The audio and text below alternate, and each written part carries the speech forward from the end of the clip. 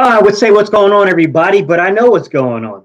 So thank you guys for tuning in to BGN Network. I got my guy who's normally here with me with Battlebirds Podcast. He's filling in to help me get through this. My guy here, Philly Fresh. Fresh. What happened, bro? First of all, yo that man, you know what it is. Your boy Philly Fresh, aka the General, but scratch all that. It's hoodied up fresh today. We got some things to talk about. It's so many players that I can look at. I can point the finger and say, dude, like really? Jalen Hurts is not excluded from this. You got three picks. The second pick is the one that pissed me off the most. You have to learn when I understand you're a young quarterback. I get it, I understand. You're only down 3-0. Throw the ball away. You don't have to put the ball in harm's way, and you come out with a field goal. Jake Elliott has been really automatic. So give him that chance to not put us up, but tie the game. Nick Sirianni didn't like his play calling in the first quarter. Some of the second quarter, I liked it. But you seen, once again, just because Jordan Howard is there, that don't mean that you don't got to run the ball. Run the freaking ball. He started doing that, and we got a little momentum, but then Jalen Hurts stole an interception with the last drive in the second half. And the other Jalen Rager. Dude, I'm going to be talking about you this whole life. Like, what is that? What is that? I understand you might say it was a pass interference on a sideline play when Jalen Hurts threw the ball up and yada, yada, yada. All right, cool. I give you that one. But you still got to make that play. You are a first-round pick for a reason. And this is why people wanted Justin Jefferson instead of you. And this is why Devontae Smith is here. And I would have put him in a predicaments. I don't understand why he wasn't putting them predicaments, probably because Bradshaw was on him and you didn't want to test him, whatever the case may be. But still, you got to make sure that you put your best players in the best position. And Jalen Reagor is not the best player. He's not the best wide receiver on the team. You got to give your guy, a chance in Devontae Smith to try to win the game. And then the last play, offensive play of the game. Dude, what was that? It's like your hands turned into bricks. Like you got hands for feet or something. Like what, you need surgery? You need to get your feet from being your hands. Like what's going on? But you can't really blame everything on Rhaegar. But I'm definitely blaming because you still had a chance to win the game. Right there, even if he gets tackled at the 1 yard line, it's 21 seconds left. It's enough time to spike the ball and to try to make one or two plays, especially if they pass some plays. You could probably make 3 plays with 16 seconds left. So you gave your team no opportunity to do that. And it wasn't even like you was covered. You was in the NFL, you was open. You was open in the NFL right there on that fourth down. Jalen Hurts threw the ball beautifully, but he didn't do that the whole game. And that's something that we definitely got to talk about. When you look at what Jalen Hurts didn't do, I thought that I don't know what it was with him today. I don't know if it was just he had butterflies. I don't the straight hand situation or whatever. I don't know. But he looked it bad. But we do got to understand we're going to go through that with with these young quarterbacks. But Nick Sirianni didn't help him out either. You didn't run the football enough. You see that your quarterback is struggling. You keep calling these plays. And can I ask you a question, Gates and chat? Yes, sir. Did you see Dallas Goedert being implemented in the game plan at all? Dallas Goedert has been dominant since he came back. Dominant. And you didn't implement him at all? He's not your first read in any plays? Now, maybe we got to look at the tape. Maybe it took Dallas Goedert away. But for him to not have a target until the fourth quarter, that's ridiculous. He's one of your top, like, especially receiver-wise, he's your second best receiver. You got Devontae Smith, Dennis Dallas Goedert. And it's not even a question about that. Why in the hell is he not implementing? Why are you not trying to get this guy open? And I got a problem with that. Go ahead, bro. There's a lot to break down in this game, man. It's frustrating because I do feel like we tried to run the ball at times in the first half and we had success, but there were just really, I'm not even going to call them iffy penalties. They were technically penalties what happened with Herbig. But man, it was like, dude, I mean, the one where he clearly hooked, you got to call that one. The very first one, that was iffy, man. That was an iffy call. I get it's technically a penalty, but I see that happen a lot where you take a guy to the ground and it doesn't get called. I do too. You know, I was like, what can you do? It's technically a penalty. He got caught on it, but those were momentum killers, man. And I think what scares me the most was how dysfunctional this offense was when Kelsey went out, because that's a real possibility next year. And if not next year, it's coming. It's coming within the next couple of years. Like, we're going to have to find a way of playing football without Jason Kelsey at center. And today was, you know, I know it's tough to come in cold off the bench and especially have to play center at that. So maybe if you had a week of preparation and things like that, maybe the result would be a little different. But I walked away concerned with the play of the offensive line for a duration of the game. Like, I felt like we moved the ball. It was just stupidity at certain times of the game that just, you know, just you couldn't buy a break, man. And I hear people talking in the chat, guys. I see the comments. I'm trying to keep up with them. The first catch was a really tough catch for Rager to make. I thought he had it for a split second. I ain't going to beat him up over the first catch. That's incredibly difficult. The second catch, you got to make that, man. You got to make that catch. I ain't saying that's an easy catch either, but I'm saying that was definitely a catchable pass. And the fact that we didn't catch that, or he didn't catch that, I went out there. Don't put me, Steve, don't put we in this. I went out there to be fair.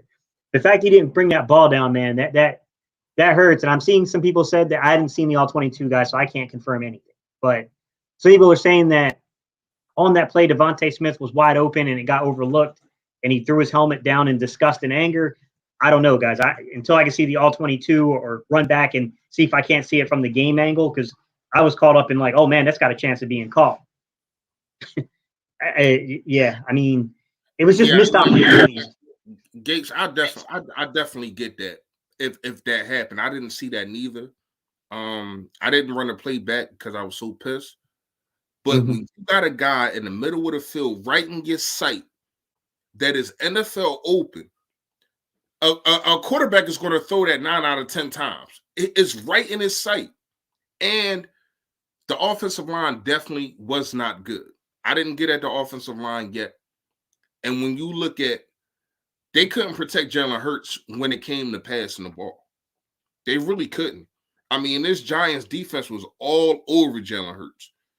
And as a quarterback, I mean, not quarterback, excuse me, as an offensive mind and as the play caller and as the head coach, you got to make adjustments. I didn't see too many screens. I didn't see any end arounds, misdirections, none of that. I didn't see any of that. And that was a problem to me, man. And I get what you're saying about Herbert. The first one, definitely. The second one, yeah, but it's just let go. Like, you got to. Yeah, I agree. You got to let go. Yeah, you got to let go. Your job is done. Herbert needs to know when his job is done and let go. Boston Scott was already gone. And that was a touchdown off the board. That was a hurt piece. And I want to blame Greg Ward for the drop touchdown. I really, really do. But it's hard coming into a game at the end of the half and you have not played at all. Only time you was on the field was doing warm-ups. And you asked this man to catch, like, that should have been either Quez Watkins was balling. That should have been Quez Watkins. You know what I mean? Rhaegar, even though I grind Rhaegar up, he did make that tough catch at the 1 yard line to get us in the position to score that touchdown that Greg Ward dropped. But my thing is, you got these guys that's rolling and they're already implementing the game plan. Why in the hell you put Greg Ward in that situation? to do that play. It should have been either Rhaegar or it should have been Quez Watkins. They was already rolling. So to me, that was coaching. But when you look back at it, Greg Ward, you supposed to be one of our most sure-handed wide receivers. You got to make that catch. You got to make that catch. And I don't know if you see it, Gates, but I do. Rhaegar needs to stop fielding punts and kickoffs. They don't respect him. Do you peep that they don't kick it out of bounds when it's Rhaegar? They're daring him to run it. They're daring him to run it, and he's not getting past the 25 at all. So it's a lot of things that got to be, because special teams is a third of the game, and we got to understand it. They're giving him. I'm not saying giving him. All right, let me rephrase that. What they're doing with Rhaegar is not working with special teams. He gives us no opportunity to do anything at all. He can't. Yes, he can catch the ball, but at the same time, what are you doing after that? He does nothing after that, and that's a problem to me. You got to give a chance, especially the last one. You got to put Quez Watkins in there and see if you can get a home run. We're down 7 with a minute and a minute and a second left in the game. Jalen Reagor was doing nothing on the special teams. I would have what's up with Gainwell? I would have either put Gainwell or I would have put Quez Watkins in that situation because Jalen Reagor ain't it, and they're daring him to run the ball. Go ahead, bro. It's frustrating, man. I mean, I tried to warn this was a good defense we were playing. I warned people this defense is pretty good. The offense was really not much of a threat at all. Like they really lucked their way into the points they got. With that said, man, we didn't get the done. We just didn't get. I can't even put it on one person, man. It was a failure from. I didn't particularly like some of the play calls from Sirianni today. I'm not going to say that the whole game was called bad, but there were moments and there were plays that things could have been schemed better. I can't, look, Rager's got to make those catches. I mean, I thought, what's crazy to me about Reagor is he makes that one down around the goal line, which is like an improbable catch. And then you turn around and it's like, man, like the one across the middle of the field, which should have been the score and should have pretty much ended the game. Like, dude, you got to make that catch, man. Like that is such an easier catch than the one you made on the sides. I mean, it's just, I don't know, man.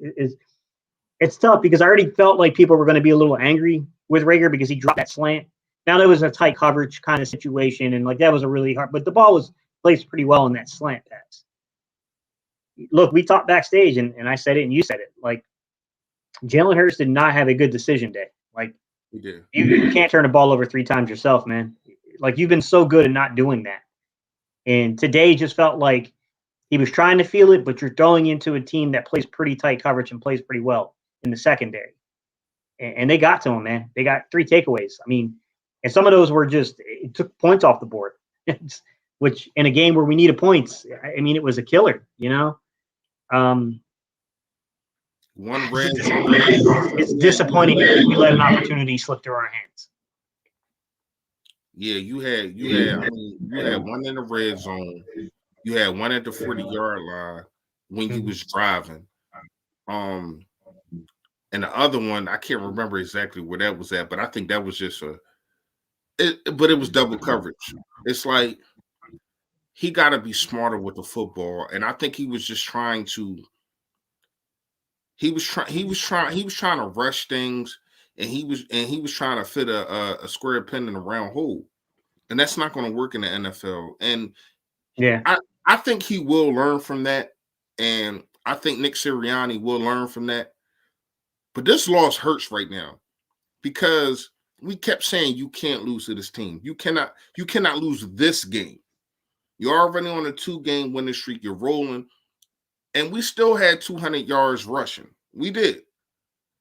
But it didn't matter if you don't make the necessary plays. That's the difference between ball games, especially close ball games like these. To make the necessary plays that need to be implemented and that need and you just take the moment. Mm-hmm. And today, I didn't see that from anybody. Boston Scott. You know how much I like Boston Scott. I picked him to be the player. He was the only guy to score a touchdown for us. Yeah, but that fumble is a hurt piece, man. Like we're starting to turn, and I said this in my do's and don'ts. We was protecting the football for the last 5 games. Wasn't really giving up nothing. I think we had 2 turnovers in the last 5 games. In the last 2 games, I think we got like 7. That's bad. Yeah. That's bad. Like these running backs got to protect the football, and I think that's where we really miss Jordan Howard. Like Jordan Howard is not the complete back, but when you need somebody to say, yo, go get these yards, go protect the football while you getting these yards, and go punish people, that's where you miss Jordan Howard. And we miss Jordan Howard this game. I'm not even gonna lie to you. Like the offensive line to me, and it was in and out. You had HeartBreaker. He played center, then he had to come in and play guard. I get it, I understand it. But at the same time, if you know what's going on and you know this, then you know the best attribute of us is running the football. And even though we did get 200 yards, it still should have been more, especially in the first quarter. To me, I don't think this team should ever in any quarter have more passes, especially the first, have more passes than rushes. And that's what happened. I think it was 10 passes to 6 rushes. But that's what happens. 3 and out, interception. That's what happened in the first quarter. No production from the offense at all. And even though I do think the defense, they definitely stood up. You know what I mean? And I thought that Avonte Maddox, and it's crazy. It's a game of inches so much. Avonte Maddox not securing that. I'm not going to blame that on him. He plays cornerback for a reason. He's not a wide receiver. I get you. But I thought he was big on that third down. That third down, that coverage, I'm like, all right, now we getting some momentum. And then it started to happen. And then Jalen Reagor happened. And I'm not flustered for words. You know me. I'm gonna talk how I talk.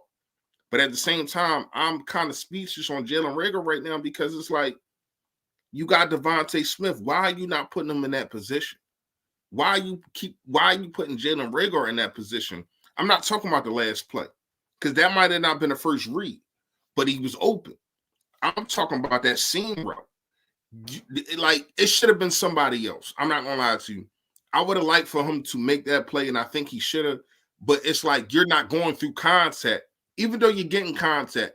You gotta rise through contact, and that's what the better wide receivers in this league does. And I've been saying this for a while, Gates. I've been saying this before the season even started. To me, this is where you're missing a possession receiver. Devontae Smith, I like him. Possession receiver, really no. I'm talking about that big, tall guy. And to me, I would have reached out to Larry Fitzgerald. I've been said that. I would have been reached out to Larry Fitzgerald because you don't have that possession receiver, that big guy. You got rid of Travis Fulgham. You got J.J. Whiteside. You don't use him, even though shout out to him. He did get that one play, the same play that they ran against the Saints that kind of sealed the game until Jalen Hurts made the touchdown. It was the same exact play. But that's all you're going to use him for? That one play?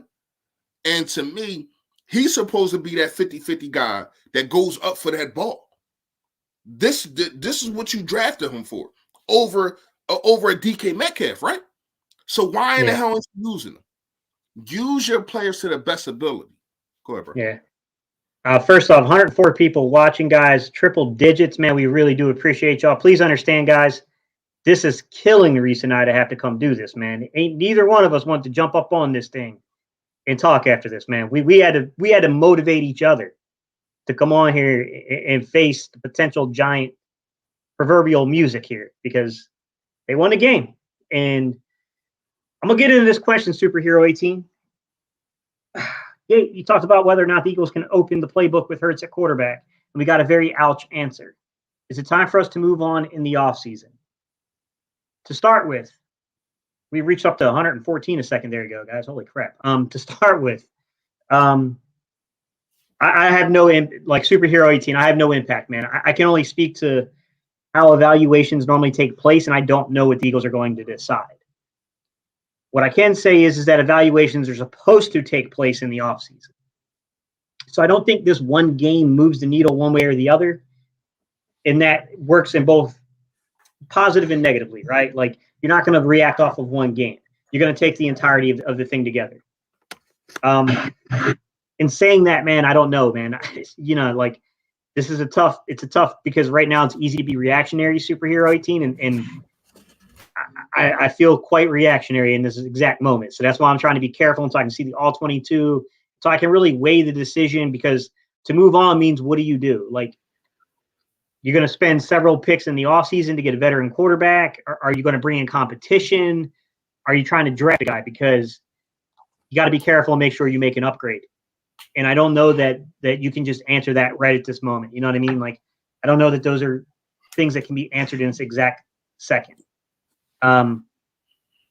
This was a rough game. This is going to tell us a lot about the coaching staff, in my opinion, Superhero.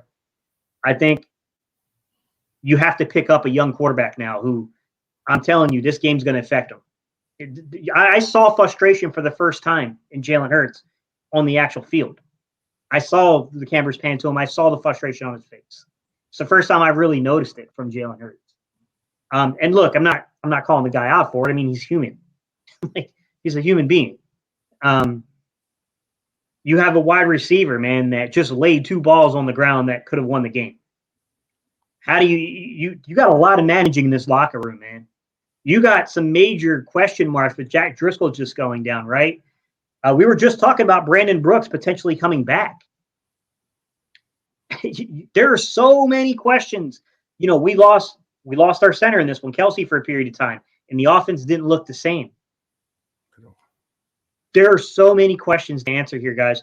This is going to have to be a major coaching thing here, because I got to be honest with you. I don't think the play calling was horrible through the duration of the game, but I think there were stretches of the game where it was a little questionable, where I don't think we did things to ease some of the problems we were seeing on the football field, to be quite honest. There's a lot to go down, man. I don't want to put this loss on one player. This was more than one player. But on a positive note, the defense did show up today against the quasi opponent. Let's be real. And there were issues with soft coverage at times that I agree with. But for the most part, the defense kept us in this game when the offense just kept trying to give it away at every turn. Yeah, I'm gonna say the defense definitely stood up, but Steven Nelson is getting picked on.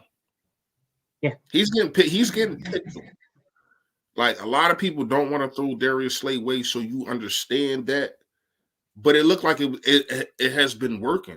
The last 3 games, he's getting picked on. Now, we won the last 2, so we overshadow it. But today, you've seen him once again getting picked on. And it's a cause to pause, because if we do I still think that we can make a run and make it to the playoffs. This is a loss, and maybe this is the gut check that we needed. Sometimes the team just needs that gut check. You flying high, everything is going good. And I made a video saying, is Nick Sirianni to be able to deal with success?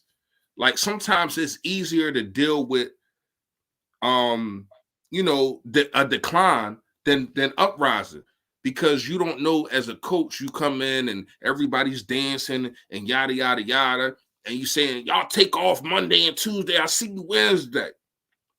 But now you're in a position to where, as though, you get a gut check. So we're going to see how you want to react, Nick Sirianni, because, I mean, you got the Jets coming up, but right now, you cannot, and I said this in the pregame, you can't sleep on nobody. We're not that team to where, though, we can just roll out of bed and say, you know what, we beating them. Nah, that's not us. We got to work for every freaking thing that we do. And that's cool, because we're a blue collar city. I ain't got no problem with that. That's fine. But at the same time, you have to earn it, and you have to look at this tape and say, when we're running the football, we are dominant. We are. Let our quarterback come along by making play throws when he needs to, but just dominate by running. Once again, 200 yards rushing, but you only put up 7 points. That might be the first in NFL history. I got to check the stats on that. 200 yards and only 7 points? Are you freaking kidding me? And a lot of that is because of the quarterback. A lot of that is because of the quarterback's decision today. But I thought that Nick Sirianni did not help him out by running the ball enough. Defensive-wise, I would have liked more pressure on Daniel Jones, and it don't got nothing to do with Jonathan Gannon. I thought that he sent blitzes, but they was covered sometimes. But we got two guys getting $10 million this year, and they don't record not one sack. Hargrave, you are on a milk carton right now. Where the hell are you at? Where are you at? In the beginning of the season, you was dominant. You have been doing nothing. I don't think that you even recorded a stat today. Not a tackle, not nothing. I didn't hear his name not one time. Did you, Gates? No, not really. I seen Fletcher Cox have a big tackle for loss on Saquon Barkley. I seen that. Cool. All right. But you getting paid $10 million, dude. Yeah, it's tough. It's tough. I mean, go ahead. Just to answer some questions in the chat, guys. I don't think it was just Rager. I thought there was a concerted effort to get the ball into Quez and Rager, and at times it was forced. And it was obvious. It looked like to me as if there was a concerted effort to try to expand upon the passing game and get other guys involved. And it didn't go well today. It didn't go well today for a lot of reasons. I think some of it was play calling and scheme. I think some of it was the decision-making of Jalen Hurts. I think some of it was the receivers just dropping passes. I mean, not getting position. I mean, this is a tough game, man. I try to say that this Giants secondary was better than people thought, but we still shouldn't have dropped this game, guys. I'm not going to make an excuse there. We should not have dropped the game. This is a big mistake to drop a game like this. I see a lot of discussion going back and forth, guys, about what happened in terms of whether or not Devontae Smith was open on the last play of the game. I honestly can't confirm one way or the other, guys. Obviously, I can't watch the clip while I'm here with you guys, and I haven't had a chance to watch the All-22 yet to get to that. So once I can see the All-22, I can see – because here's the thing, man. You have to know route design. You have to know the concept. You got to see what was going on with the development of the play. I can't tell that right now, guys. I mean, I don't know. I'm frustrated, guys. I'm trying not to say anything over the edge because right now I'm really frustrated. I know Reese is too. Like I said, guys, we had to literally motivate each other to come on here and talk, guys. I mean, there's no doubt about it. Eagles body bags. I'm sorry, buddy. Coming in with the $2 super chat. We appreciate you, man. Carson Wentz 3 touchdowns over to GOAT. Carson had a good game, man, but I got to be honest, guys. Like, it's not here. I mean, there's just, you know what I'm saying? Like, there's no point in rehashing that. Carson went it out. They gave him what he asked for. I mean, losing definitely does help us, and yeah, it's crazy. They stopped running the football too. They was up 14 points, and they just got past happy.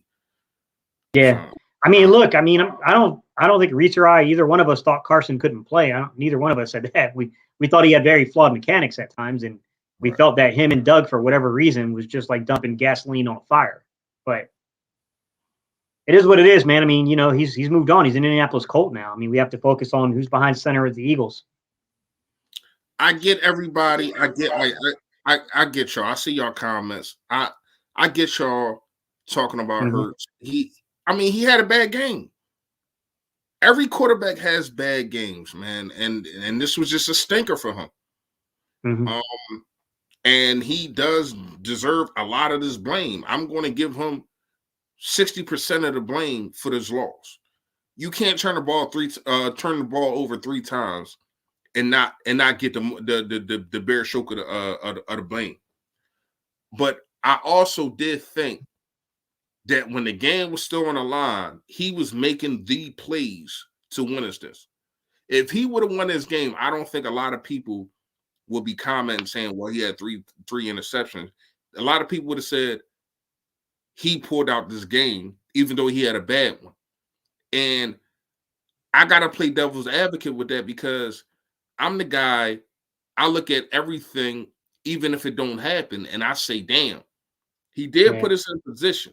He did take us down the field with 1 minute and 1 second left and got us almost in the red zone and threw 2 touchdown passes to Jalen Rager. 2. Yeah. And they was mishandled and they wasn't caught. So as much as I do give him the blame, like I said, it's 60%. I'm going to give Rager probably like 20% because that was only 2 plays, or 2 plays, and also not doing anything on special teams. And that's the thing that we don't talk about a lot, but it is a third of football, and people need to understand that is so big. You don't give your guy and Jalen Hurts no opportunity to be at the 40-yard line, the 50-yard, stuff like that, because you just don't do nothing with the football. He's not that guy to return punts. I'm sorry, he's really not. And for you to drop those passes on top of that, it's just a hurt piece, man. It's just a hurt piece. Yeah. But it was so many things that you can point at, like the Nate Herbig, the touchdown call back, and the big play. Every time he got a penalty, it was a big play. So it's so many things that you can look at. But right now, I can't go without saying that Jalen Hurts is the bulk of the reason for this loss. But at the end of the day, in the fourth quarter, he did give us a chance to win the game. And so did the defense. Go ahead. Yeah, I mean, you're right. The defense hung in there for us, man. I mean, it did. I'm not saying it was perfect. I do think sometimes we were being a little passive defensively at times, but you only give up 13 points, man. It's kind of hard to criticize too much. You know what I mean? Like, it's tough, man. And I got a lot of people chiming in, man. You guys are really angry about Jalen Rager. I can't help but laugh, guys, because I'm angry too. Because if I say what I'm really going to feel, I'm going to get demonetized. So I got to keep it a certain level here. Richie MC said, at Gay City Sports Talk, can Rager come back next week, or should we take the Jets game in the bye to talk to a sports psychologist? Nick's going to have a heck of a coaching job on his hands, Richie. You know that just as well as I do, man. He's got a lot of guys he's got to pick back up, because I made the title saying, could the Eagles break the Giants' spirit? Did they just break our spirit? That's going to be the key question, because you got to get back up. You're not out of anything. You're 5-7. You are 0-2 in the division, and that hurts. But you're not out of anything, man. You got to get back up. I was hoping we could survive this game and get a close call and a scare and come out of here with a W, and that wake this team up.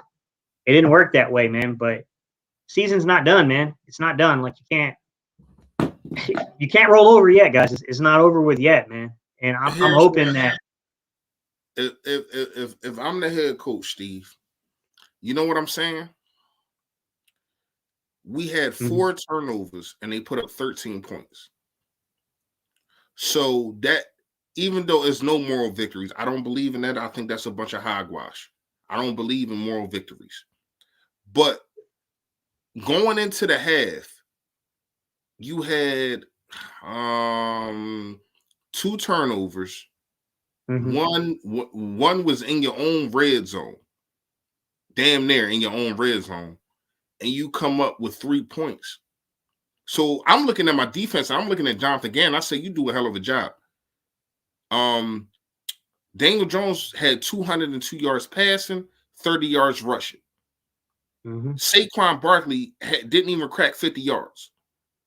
I'm going to, if I'm Nick Sirianni, I'm going in and I'm shaking Jonathan Gannon's hand in front of the whole locker room, because you did your job.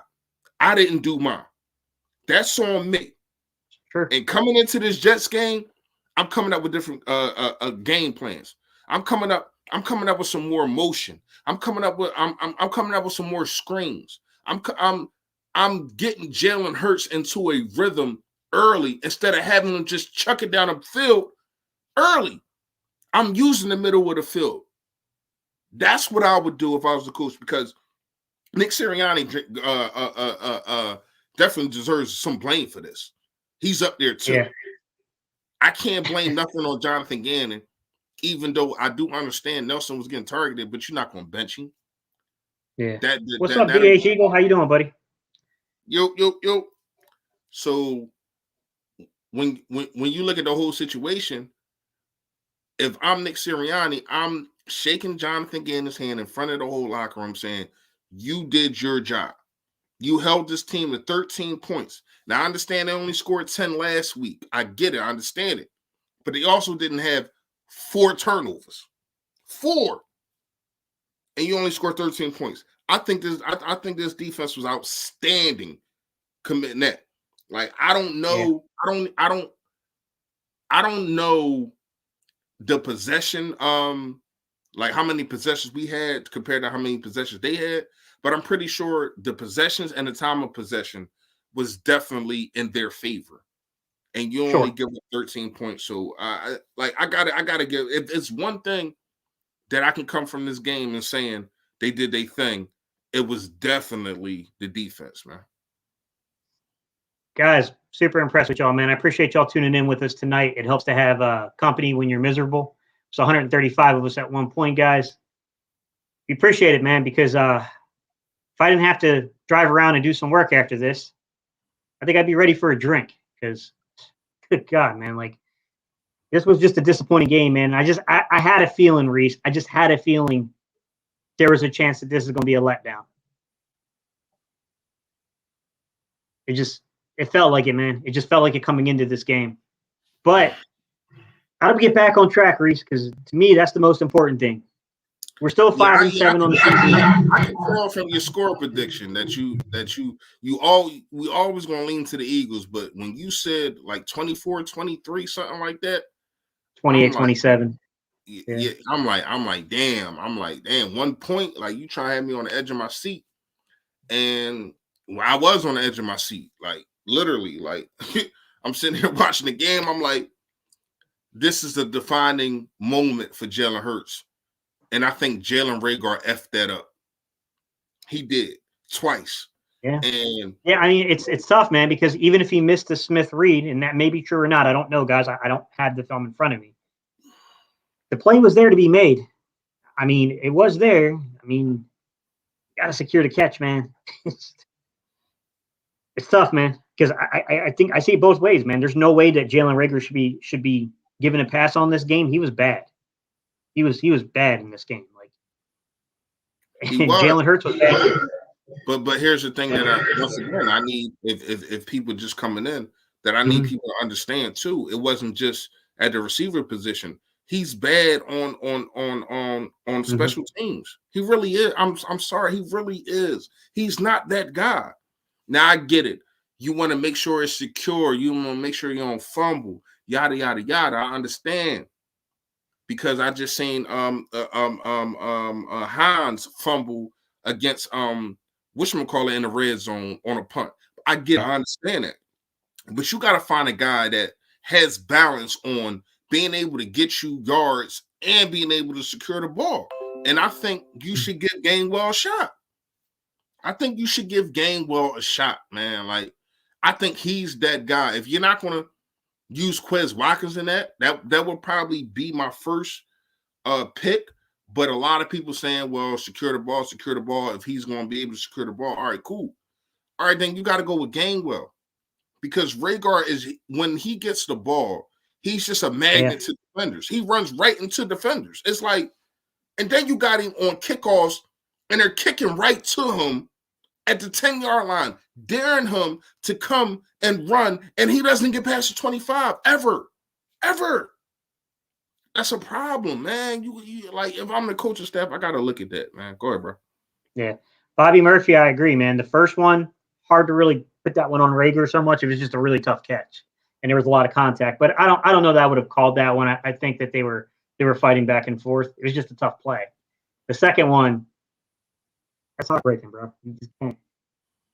I don't know, man. Maybe Reagor's got a corrective vision thing going on. I don't know, man. Like, that one's tough to watch as an Eagle fan, bro, because I feel like what bothers me is, like, I felt like both times we had the ball late in the game, like, we're going to drive, we're going to win this game.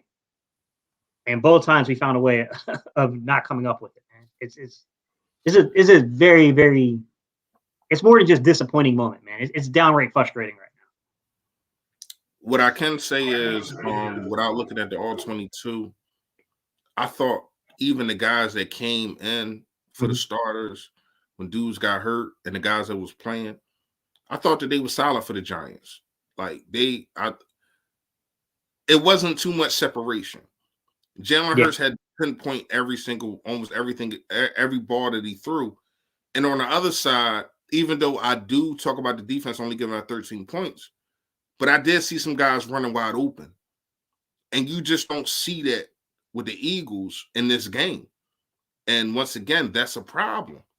That's a problem. But you got some super Yodats in there. I seen Mr. Philly y'all Mike right? up in this song, and I seen My bad, guys. Let me Eminem. go down and find him. I see it, Mike. Sorry, Mike. My bad, buddy. Philly Talk Podcast coming to $1.99 super chat. My guy's over here probably dying from having the sinus issues and having to call the game at the same time and watching this, man. He says, sorry, guys, after that game. I thought a lot worse, shaking my head. Hey, I I don't bet blame you you, did. man. You saw Reese and I going back and forth in the group conversation. We had to convince each other to come on here and do this because it's not easy, man. This is not easy to deal with right now. There's no doubt about it. It's definitely a hurt piece, and shout out to Mike. We are who some of us thought. I mean, my thing is, this is another game, and I say this about Oakland. I say this about definitely about the Chargers. This is Mhm. another game you should have won. So when you look at it, and I get it. Everybody falls, and like I said before, but in the pregame, is always an upset. And I think today we was the upset today. You know what I mean? So Yeah. once again, if you're Nick Sirianni, you're probably going to be favored in your next couple games. How are you going to deal with adversity? How are you going to deal with success? Because when you're the underdog, it's like you got nothing to lose. You throw Yeah. everything at them, the kitchen sink and everything. But now they're looking at you like, yo, you got a chance to win I watch NFL Network sometimes, especially when they talk about the Eagles. They're saying that, oh, we got a 71% chance to get to the playoffs and yada yada yada. And I'm pretty sure he know that too. So Yeah. now it's pressure on you to perform. Well, you got to do that, man. You got Absolutely. to do that, but to do that, you got to stick with what was getting you where you at. And I don't think that the Giants were stopping the run, and it was just like, all right, no, you just went to a whole nother script again. And we talked about this before. Why, if you're running 5 yards a clip, why in the hell is you trying to have Jalen Hurts throw the ball 40 times in a game? Yeah. It should never be like that in any quarter. Go ahead, bro. Jay Milton from Jersey. Bro, I feel this comment, man. Yoda, what the radio edit was that? Did we just watch that after what we've done this season? Yo, I feel that one big time, man. I definitely do, man. And we got Bobby Murphy. Me too, Gates. I'll drink one for you. And you might need to have 2 for me, bro. You might have to have 2 for me, man. Hey, after that game, I'm drinking water, man. I'm drinking water. Yeah. Eminem with the $2 super chat, man. I appreciate you, buddy. He said, this may be unpopular, but we need it this humbling. Yeah, Eminem, I was just hoping we could get humbled with still a W and sneak our way out of it, but it didn't come up that way. You know? And then we got Mr. Wake Up. It's a trap set. Hurts is not a quarterback. I'm sorry. I don't feel like tackling that right now, Mr. Wake Up. Yeah, they said the same thing about Lamar Jackson. So, I mean, you got to use. All right, Steve. Let me tackle this real fast. I understand everybody's frustrated. 3 turnovers. I get it. I understand it. It's probably no quarterback in the league right now that never had 3 turnovers. You could talk about Tom Brady. You could talk about Russell Wilson. You could talk about Aaron Rodgers. You could talk about anybody in the league right now. Name me one quarterback that never had 3 interceptions in a game. It happens. He had a bad freaking game, and he's still developing. So I just need people to just pause for cause, please, because that doesn't mean that's who he is. That doesn't mean that's who he is. It's just that he just had a bad game, and some people just have that. So with me is you got to have patience, especially this guy. This was his 15th start ever. And we just want somebody just to come in and just be the next Tom Brady. That's not how the NFL works. Every quarterback goes through their trials and tribulations and their struggles, especially when they thrown into the fire. And he was thrown into the fire last year. Now, you got an Aaron Rodgers who sat for what, 4 years? 4 years behind Brett Favre. So that's different. But when you got a guy that's just thrown to the fire, he's going to have bad games. Yeah. He is. That's just what it is. You don't want it. You don't want to see it. And when you see it, it's frustrating. But that doesn't just mean that, oh, that's who he is every game, because he's not. Because I'm pretty sure most of the people that's commenting, when he made that touchdown last week against the Saints, you was cheering him on. So have that same energy. That's all I'm saying. I get it. I understand it. And I said the same thing about number 11 when he was here. A lot of people, when he had bad games, it's just, oh man, he's buns, he's this, he's that. But then when he goes on a 5-game win streak and he wins the NFC East, now it's, oh, Carson, this is where we fell as Philadelphia fans. We want to throw everybody in. We want to throw everybody in the dirt when they have a bad game. It is what it is. He had a bad game. We should have won a game. We didn't. All right. Now we got 5 other games to get right. It is what it is. Go ahead. Yeah. Hey, Joel, you got to remember, though, this wasn't really a Howie thing per se. He was endorsed by Aaron Moorhead, the wide receiver coach, because Aaron Moorhead had an existing relationship with Rager's family. And also the front office knows Monty Rager because he played in Philadelphia, Jalen Rager's dad. So, I mean, it's a complicated situation, man, when it comes to that. Like, bottom line is Justin Jefferson was the right pick. That part can't be ignored. I mean, Justin Jefferson was the right pick. But to be fair, let me pull down Joel because I don't want this to be associated with him because it's not like he said it, say, but a lot of people during that draft, in the 2020 draft, when the Eagles were rumored and linked to pick Justin Jefferson, they didn't have the same energy. A lot of people didn't want him because I ended up having to make 2 videos to defend Justin Jefferson to say that I know he's primarily played in the slot in the season. He's had the big year. There's 1 year on the outside. He didn't have the same type of production, but the dude was a really good route runner.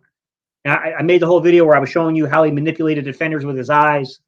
Like, he had a really subtle head fake that just, I mean, he absolutely got himself separation, but it was a big mistake, man. It was a big mistake. We've made some personnel decisions in the draft that just have been bad. I mean, but it's got something to do with this game, but nonetheless, man, like, it's just frustrating because I went over there and I talked about how good he's played in off zone.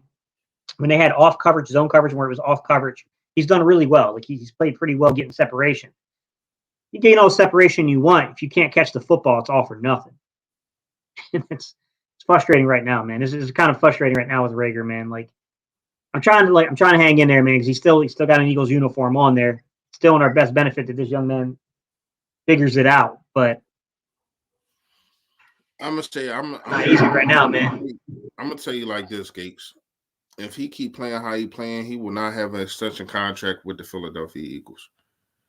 And that'll be 2 first-round picks in 4 years that won't have one, because I don't think Derek Barnett will have one either. Yeah. So when you look at the situation, it definitely, I try to defend him and I try to say, well, him being put in slot, maybe that's better for him, yada, yada, yada. But once again, they're putting him out there to be kind of exposed more than he really needs to be. Mm-hmm. And I want to get to, where'd it go? David Berry. It's at 517. He said, I agree with what you're saying about Hurts. We have to do something about the O-line depth. Once you get past the starters, we're in trouble. I kind of disagree with that because 2 of the guys that's in right now are not starters. So when you look at Landon Dickerson, he ain't no starter. He's a backup. And when you look at Driscoll, who went out, he's not a starter. So I can't really agree with that, but I do get what you're saying. But you got to understand that depth goes past being a starter.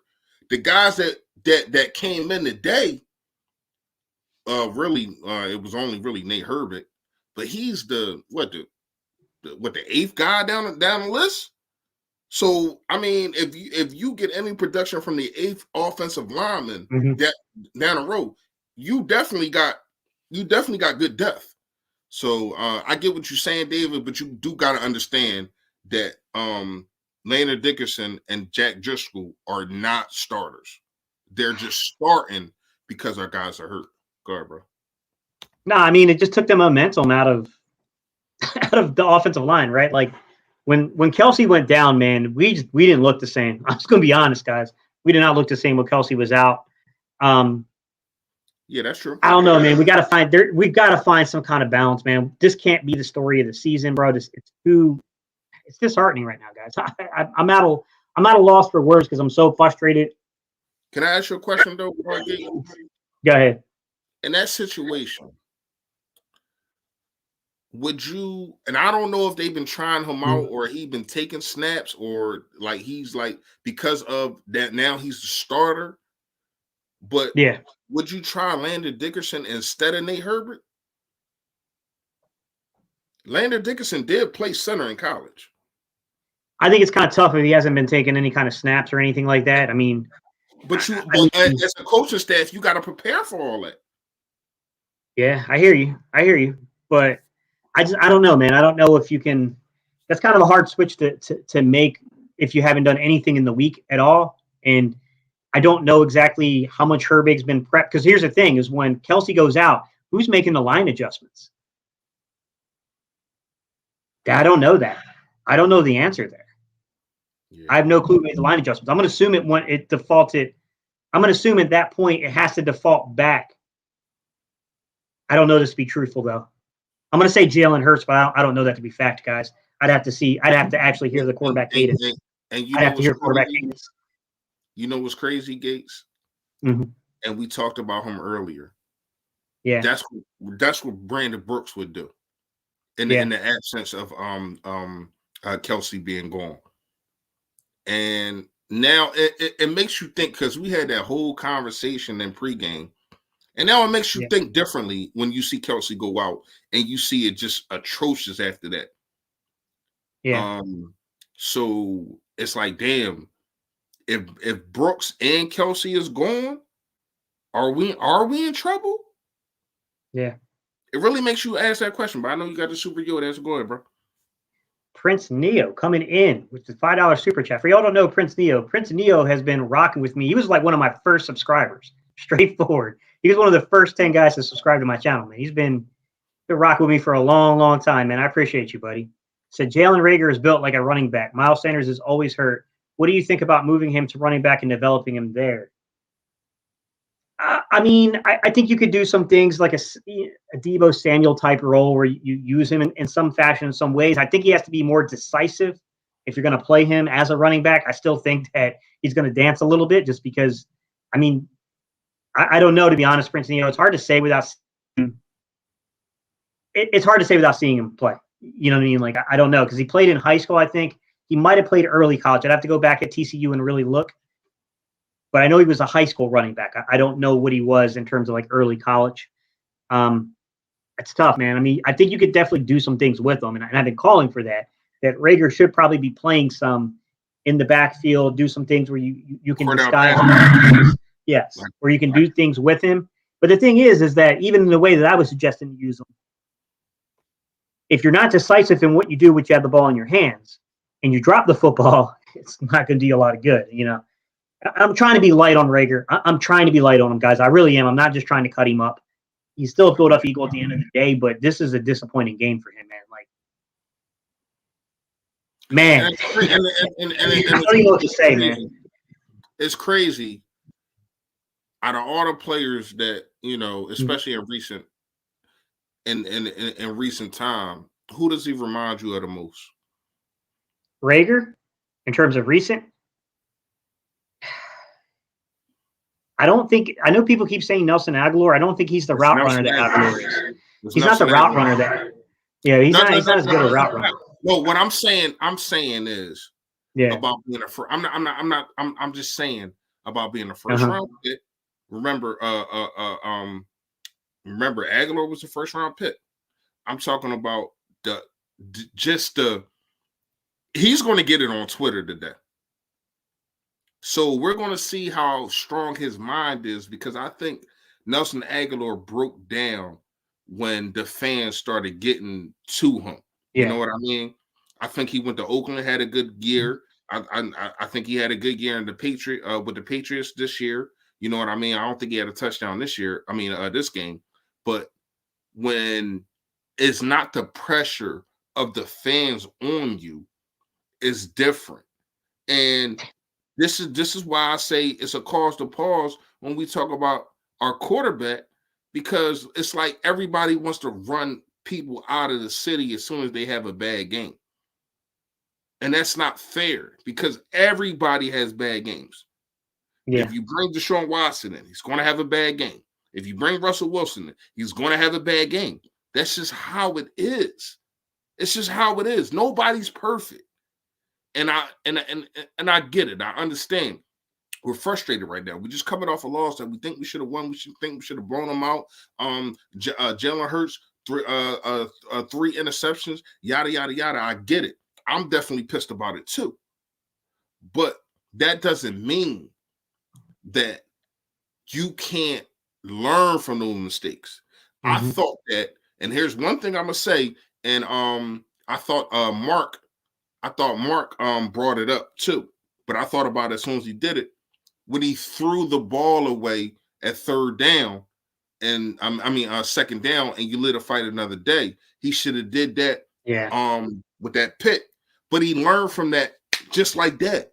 So it's things that you can see him trying to develop, but also the coaching staff has to help him with that. It's not just on him to develop. It's also the coaching staff and everything that's surrounding him. I mean, he got the guy that we don't talk about. I can't remember his name. If you can help me out, Steve, the guy that knew him since he was a kid, know his dad or something. I can't. The quarterback coach. Oh, you're talking about Brian Johnson. Yeah, Brian Johnson. It's time. It's time that we start evaluating Jalen Hurts. Yes, but at the same time, we need to also look at what he does good. And right now, until he develops everything else, you need to lean on that if you're the coaching staff. I don't care if he runs the ball more than he throws it. As long as we get a win. Frankly, my dear, I don't give a damn. Just do what's seriously. Just do what's going to make you win. And I thought that Nick Sirianni did not do that, especially in the first half, especially in the first quarter. You come right out gunslinging. For what? For what? You just went against the number one rushing attack, and you demolished them. And then you got your quarterback into a rhythm, and look what happened. A blowout. Then you come in here, pass, 3 and out, pass, 3 and out, pass, interception. You don't see the stars aligning on what you need to do? Come on, man. Go ahead, bro. You're making a lot of good points, man. And to be honest with you, I don't know that this team doesn't desperately need a veteran wide receiver, to be honest with you guys. Like, I mean, I expect it more from the coaching staff in developing some of these guys. And I see subtle improvements, but I don't see drastic improvements. And I wouldn't even say I see large improvements from the receiving core. So I'm a little concerned that without a veteran wide receiver picked up in the offseason, I think this passing offense is going to have limitations no matter who's in there. And I don't really know what we can do about that because, I mean, outside of Quez Watkins, I haven't seen a ton of growth from these guys. I mean, Quez has had some moments where you see that he's developing, but you know, Rager, it hasn't clicked, man. He hasn't been good. I I was hoping more from JJ. I mean, he's got a couple of catches the last couple of weeks, but we're literally talking about 2 catches. I mean, I don't know, man. I think we have to get a veteran wide receiver here, and I don't know, man. I don't know. Where are you at on the veteran wide receiver thing? I've been with it since day one. I would have called Larry Fitzgerald. I don't think he officially retired. I would have called him. I know he's a slot guy, whatever the case may be. You still got Allen Robinson out there, isn't he out there? So Probably. Probably. That's but I mean, I'm not even talking about this season, man. I'm just talking about the offense in general going forward. We just don't have. Yeah. I'm going to try to in the draft. I'm definitely going to try to steal like in the later rounds, third, fourth pick, whatever. Try to steal a possession receiver and develop him. And I think one of the worst things that we did was get rid of Travis Fulgham and keep J.J. Arcega-Whiteside. To me, that was a hurt piece, but I get it. Second round pick, yada yada yada. But you only use him for blocking and one play a game. He got two targets, 2 catches this whole year. He has done nothing. You think Travis Fulgham could have did something in this game? I do, because I seen him do it. So when you look at that situation, it's like, and I get it. I understand. A lot of people say Travis Fulgham don't be showing up in practice, and that's probably why you get cut from a lot of teams. But when that clock turned 15 to 14:59, and the ball is hyped, that bull balls. So I would give him I would have gave him a chance, man. And it's just sad because our only really possession receiver, like big receiver, is being used just to block and do nothing else, and the screenplay here and there. So it's like, in those situations, once again, make him earn whatever money that he's making. He's a second round pick. Make him go out there and earn whatever. And Rhaegar's not a 50-50 guy. I know a lot of people said that in the breakdown when he was drafted, he goes up, he gets ball, yada yada. No, he's not a 50-50 guy. J.J. Arcega-Whiteside literally was in college. That was his specialty. 50-50 guy, 50-50 balls. So why not try to use him? I know a lot of people saying, it's J.J. Arcega-Whiteside, he stinks, yada, yada, yada. Well, you can't do anything if you don't get the opportunity to. I can't be a good Eagles commentator or whatever you want to call it, a YouTube guy, if I don't put up no damn videos. I can sit here and say I'm the best, but I ain't putting up no videos. So if you're a wide receiver and you're not put in a position to do anything, people can say what they want. But the fact of the matter is, he's not getting the opportunity. And he really hasn't for the last 2 years. And it's a shame. It's a shame.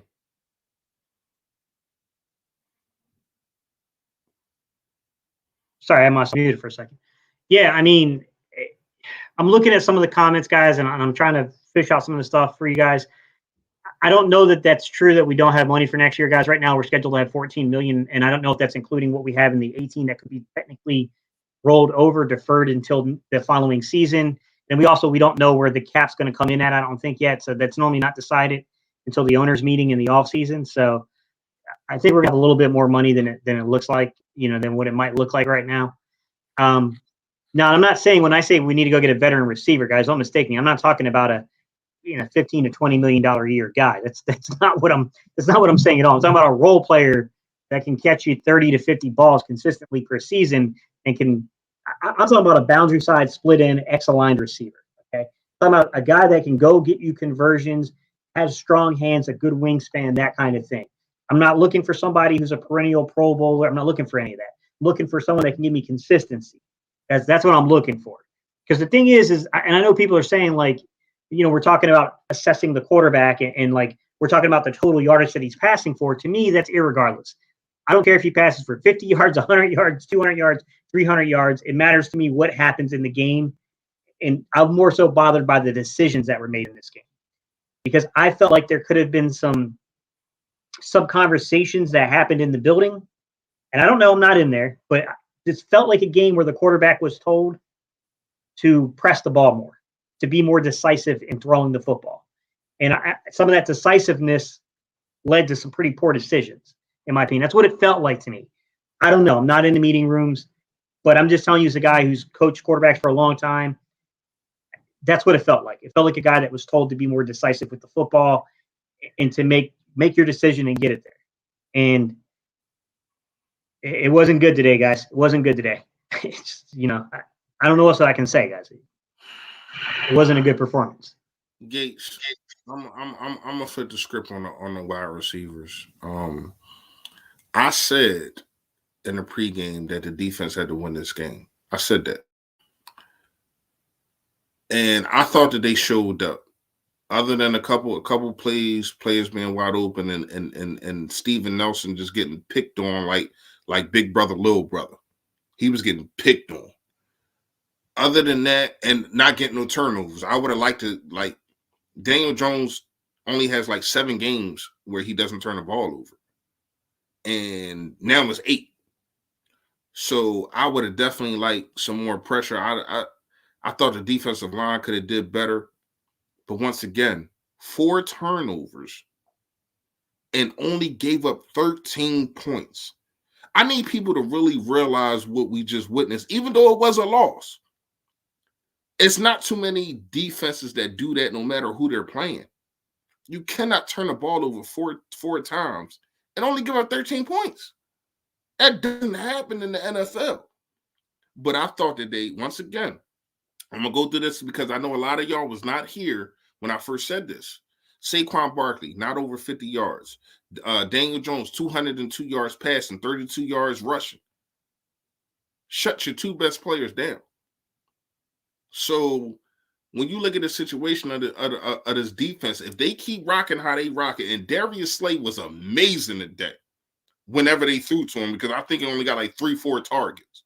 People are scared to throw the Darius Slay way, especially having those 2 touchdowns back to back.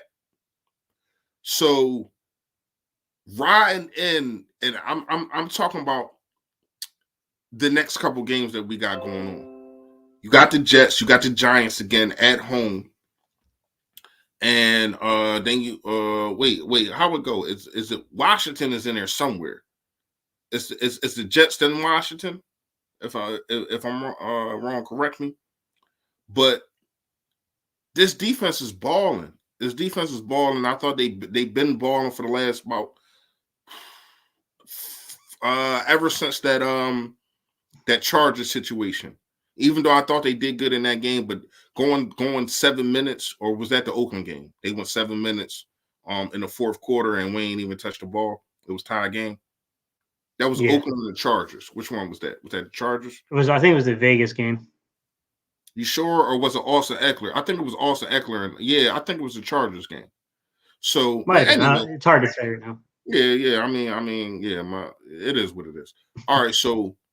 After that game, I thought this defense was playing outstanding. I thought they did today. So when you have that situation and your defense playing outstanding, what do normal teams do when they have a defense balling like this? They run the ball. They limit mistakes, and they let the defense dictate what's going to happen, and then we're going to play complementary football as the offense. There's nothing wrong with that. You don't have to be, and Nick Sirianni needs to understand this. You don't got to be one of these gunslinger teams. What people fear about us is running the ball. You put the fear in them from the rip. We're going to snatch your soul, pause. But we're going to make sure that when we line up with our offensive linemen, we are going to overpower anybody that you put up here. And I thought that he didn't do that from the beginning. And then Daniel Jones, I'm not saying Daniel Jones did get into a rhythm. I think he only had like 7 incompletions, but he didn't throw a lot. But you gave them confidence. The Tampa Bay Buccaneers from the rip just took their heart. That's what you got to do with lesser teams, man. And a lot of people can say, "Oh, we lesser team, we this and we that," because I just think that we're a better team that the record shows. And you can say I'm being biased. I ain't got no problem with that. It is what it is. I'm an Eagles fan. But you have to instill your will from the rip. And I thought Nick Sirianni did not do that. Go ahead, bro. A couple things real quick. Asia, appreciate you becoming a new member. Thank you so much. And congratulations on your win today, Asia. You've been one of the cool ones, so I'll say congrats to you. You supported your team even when you thought there was no way. Natiro said, I read a good post that said after accounting for rollover cap, rookies, dead money, dummy years, and other details, the Eagles will have a grand total of approximately $4.86 million in cap. So Natiro, I'll show you the numbers real quick from Spot Track that accounts for everything. So here they have it, guys. Spot Track has the 2022 cap totals as NFL salary cap being an estimated. Mind you, we don't know that yet. $208,200,000, right? And then they got them rolling over $18.6 million, right? So adjusted salary cap for the Eagles being $226,835,757. Okay. Adjusted adjustments coming out of it is all contracts, $190 million on the Eagles with $2 million dead money. And then they had the rookie salary pool. So let me come up here and take a look for you at $11,137,861. That's including the 4.3 for the 8th overall pick, 3.8 million for the 11th overall pick, and the 2.9 million for the 16th overall pick, which is probably not going to take all those picks. And we don't even know where the draft's going to really fall yet, but that's an estimate. At the end of the day, without accounting, they came out with $14,790,480 of available cap space for 2022. Now, what I will say is this, man, is we were $90 million in the hole at one point to begin 2021. And we went from 90 million to 20 million up. So if you need money, you can always find ways of getting money. So I never really put too much on that because we will definitely have the cap space we need to sign guys. But Reese, what's your thoughts, man? What do you think we're going to do in the offseason in terms of free agency? I gotta really look at the free agents that's going to be there. I did see that somebody put up Avante Adams. He's going to Devontae Adams is going to be out there, but I don't know about that. You know what I mean? Because when you look at the situation of I like Ray. I mean, I like Quez Watkins a whole lot, man. And I just don't think he gets the opportunities that he's supposed to have. Like, I think that he has good size, good speed, obviously, and he can catch the football. It's just not, once again, not giving these guys the opportunity. And you want to push it on Jalen Reagor, who is just not that guy. I'm sorry. This was a miss in the first round. It was a reach and it was a miss. I'm not coming to saying he's a bust, but at first round, he's not a first round talent. I'm sorry. At wide receiver, he's really not. So I got to look at the free agents and see what's going on. Then look at the cat and see what's going on. So that's really gates a discussion that we got to have at the end of the season. And after the CBE and all that kind of stuff, they see what's going on with the cat. But for me, I would have still brought in. Your oldest wide receiver is J.J. Arcega-Whiteside. That's your oldest wide receiver. Think about that. A guy that does not play. So it's no veteran leadership. Now, I know Nick Sirianni played wide receiver, yada, yada, yada. So what? You need that guy in that wide receiver room that's going to galvanize these young guys. And you don't got that. You don't got that. Think about it. J.J. Arcega-Whiteside, then is Greg Ward. Or Greg Ward, matter of fact, Greg Ward is older than J.J. Arcega-Whiteside. Excuse me. Two guys that got one target in this whole game. Both of them got one target. One was a drop touchdown, and one was the same play that they ran last week. So when you look at the situation of veteran wide receivers, I've been saying this since week one. Go check the tape. We need one. And it might be too late now, but I would have been brought one up. And I named a couple names already. You know what I mean? When you got your Larry Fitzgeralds, your Allen Robinsons, and guys like that. And I seen a name that I don't like, but even if you wanted to bring back Alshon Jeffrey for a veteran minimum, he's just a guy. He's just a guy that has played and has won a Super Bowl and knows what it takes to win. And I think that's where we're missing in this wide receiver locker room, because we can't forget that all this coaching staff, everything, damn near every coaching staff on the offensive end, instead of in spite of an offensive line coach, everybody else is new. Everybody else is new at their job. So you need them veterans to help. And that's where I think Brandon Graham came in. But I want to ask you this, Gates, and also the chat. How do you feel that what's his name? Stiteman? I thought that he definitely played a different game, but you seen more emotion, you seen more I ain't gonna say a lot more, because obviously they only put up 13 points, but it definitely kept our defense guessing. Do you like what you seen, and was it different, or you think that was like a kind of a factor on them winning the game? I definitely think you see more pre-snap motion. I definitely think we see guys that kind of get moved across the formation. I think that they kind of got caught out on that and they've been implementing it.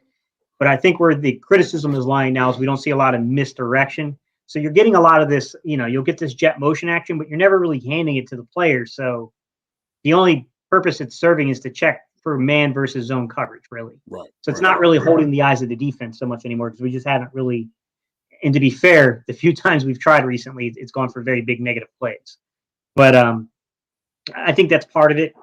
I do think that Steichen has brought in some motion elements to the offense. I don't know, I have to figure out what the role is between Patullo, Steichen, Sirianni, how they come together for the game plan and the design on the plays.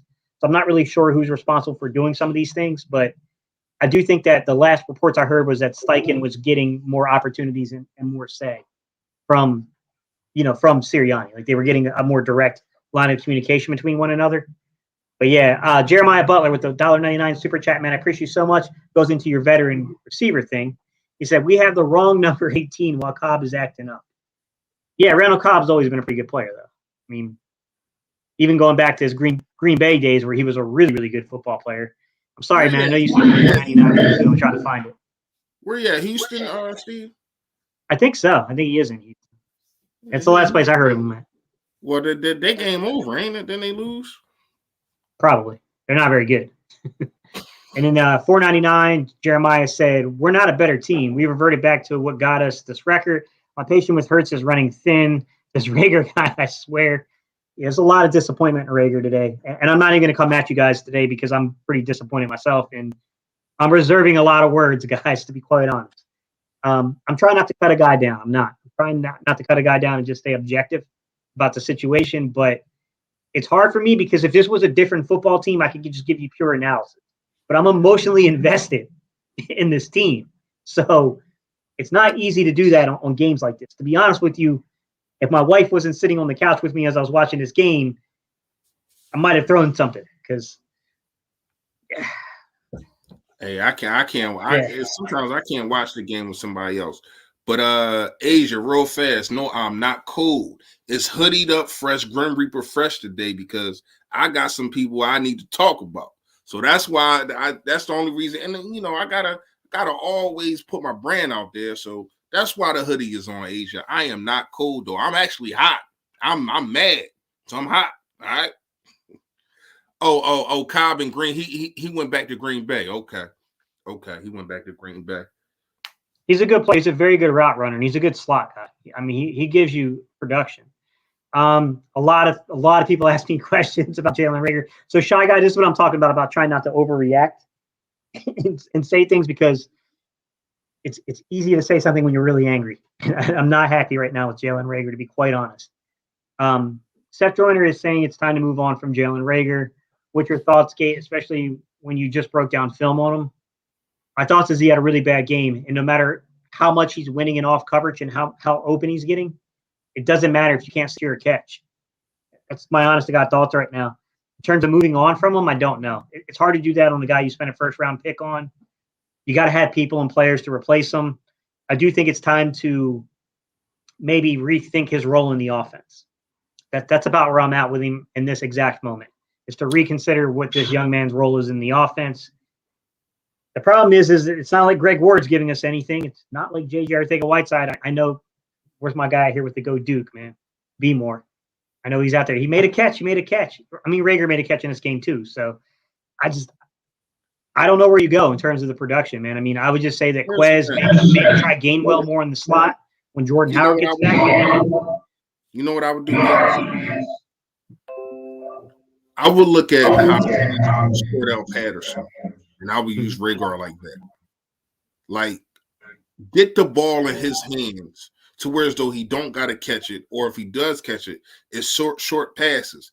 He's not a guy that's catching these 50-yard bombs. He's not a guy that's even catching these 30-yard bombs. He's not doing that on a consistent basis. But he is an athletic guy. Use him in the backfield, use him on end rounds, and look at some tape of Cordell Patterson. Cordell Patterson is basically a wide receiver that turned into a running back / wide receiver. Use him like that. Use him like that. And I think that you will see a better Jalen Rager, and we wouldn't be grinding him up as much as we are. What you think about that? Yeah, I mean, look, there's unique ways of trying to get the ball in the guy's hands. There is. But, I don't know, man. I think they almost need to take a step back from Rager for a second, simplify what he does for the offense, because sometimes you got to take a step back to take a step forward. And this young man needs a lot of work. And I don't know where his emotional and mental state's going to be after this game. You just dropped 2 opportunities for game-winning touchdowns in an in-division game where we had a chance of pulling back 500 and being in the thick of not only the division, but certainly in the playoffs. So I don't know, man. I don't know what they do here. Like I said, I think one of the things you could do is possibly play, Quez Watkins, give him some more role and some more. I'm not saying you completely remove Jalen Rager from the offense, guys. That's not what I'm advocating for. But I think you need to reduce the snaps at this point. I do think that Quez can play you some flanker. You can use Devontae as a flanker here and there. And I think that Kenneth Gainwell can be a slot. You need to find answers to guys that can catch the football and make plays. Because I know that there are people that are saying, yeah, Gate, what does it matter if quarterback's not making the throws? But be truthful, guys. And I know that that's not – I understand that 2 throws don't make up the entirety of a player's game. So I'm not saying that Jalen Hurts deserves a pass for how bad he played from the pocket. But he did make the throws down the stretch that could have won the game, and the receiver dropped the ball. So, that's the side. That's the thing it's frustrating. Like, I'm not saying that Jalen Hurts deserves a pass. Nick Sirianni had some questionable periods of time in this game to where I don't think he was on his game as good as he should have been. Guys, I'm frustrated. I'm frustrated. I need 24 hours before I even look at a film on this game again, just because I don't even think I can separate my emotions right this second from the film. So I really need to get removed from it for a day or so, and then have the opportunity to go back with, a clear mind to kind of look at the concepts and the design and see what's going on. It's a tough game, guys. This is a tough game to drop, man. This is a really tough game to drop. Like, this shouldn't have happened. I had a hunch that we were going to have a letdown. But like I said, I was just hoping we'd have the letdown, but still find a way to beat a Giants team that we should beat. But the game would be way closer than what it should be. That's what I was hoping for. I don't know, guys. I know some people are like, Gate, you got to give up on this. The season's done. I'm not ready to give up on the season, man. We're still technically in contention. I can't. I personally, I'm just talking about me personally, guys. I can't personally operate that way. You know what I'm saying? Like, I got to go into every game feeling like this team's got a fighting chance, or else it's kind of like, what are you doing it for? You know what I mean? Like, I don't know, man. I don't know. It was a bad showing today. Is all I can really say.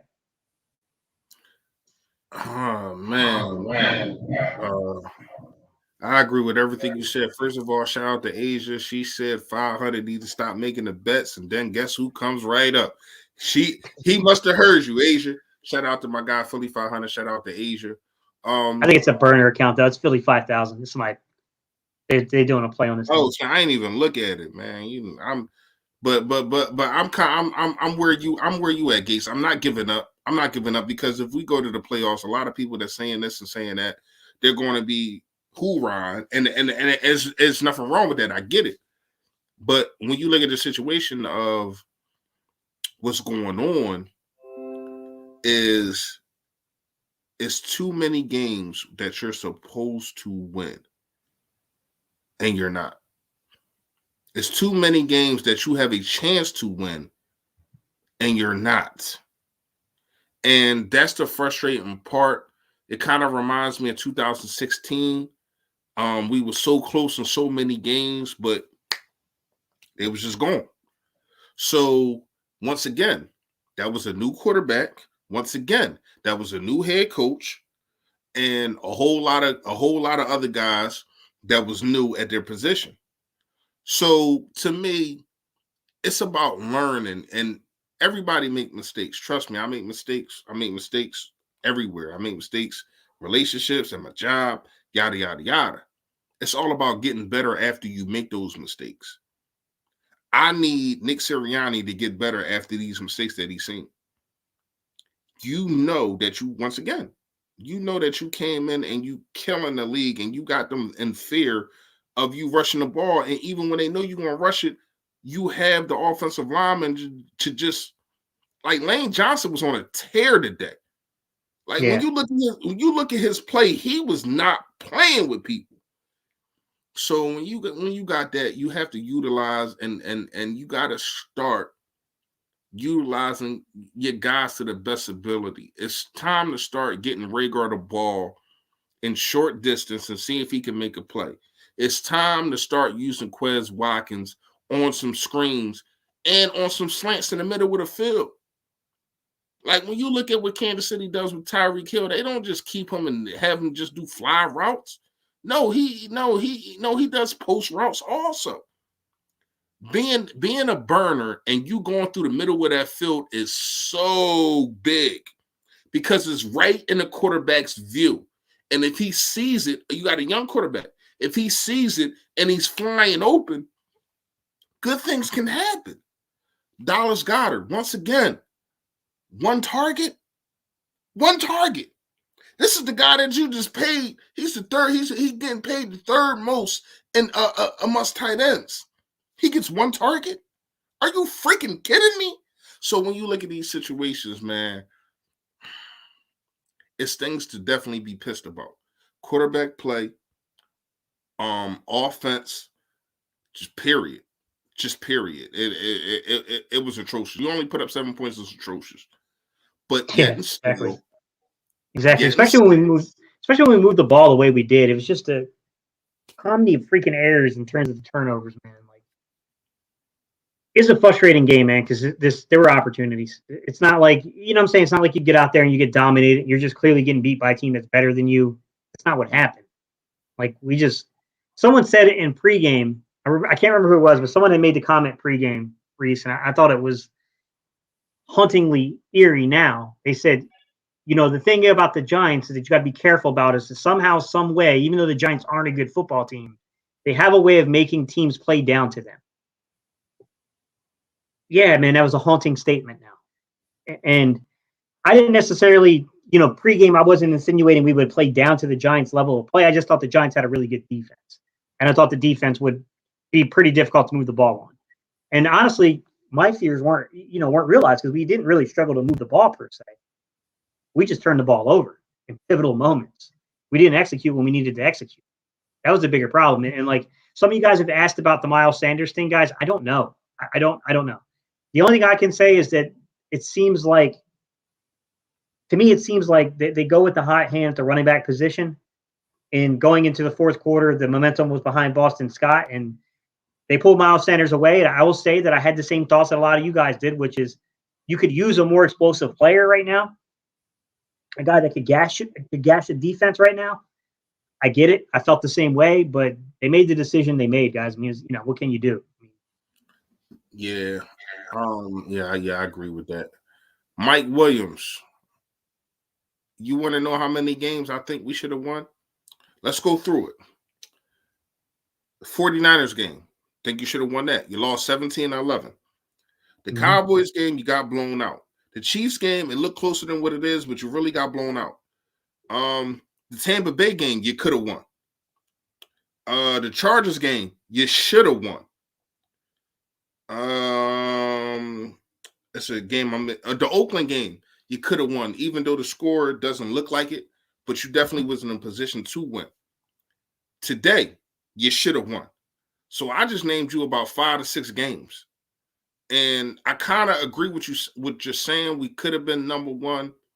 But this is the growing pains that we're going to have to go through with a new quarterback, new coach, new system, and trying to figure out an identity. Finally figured it out, but then he ran from it. I don't understand that, but it is what it is. So to answer your question, those are the games that Tampa Bay game was not over in the fourth quarter. Don't do that. Don't do that.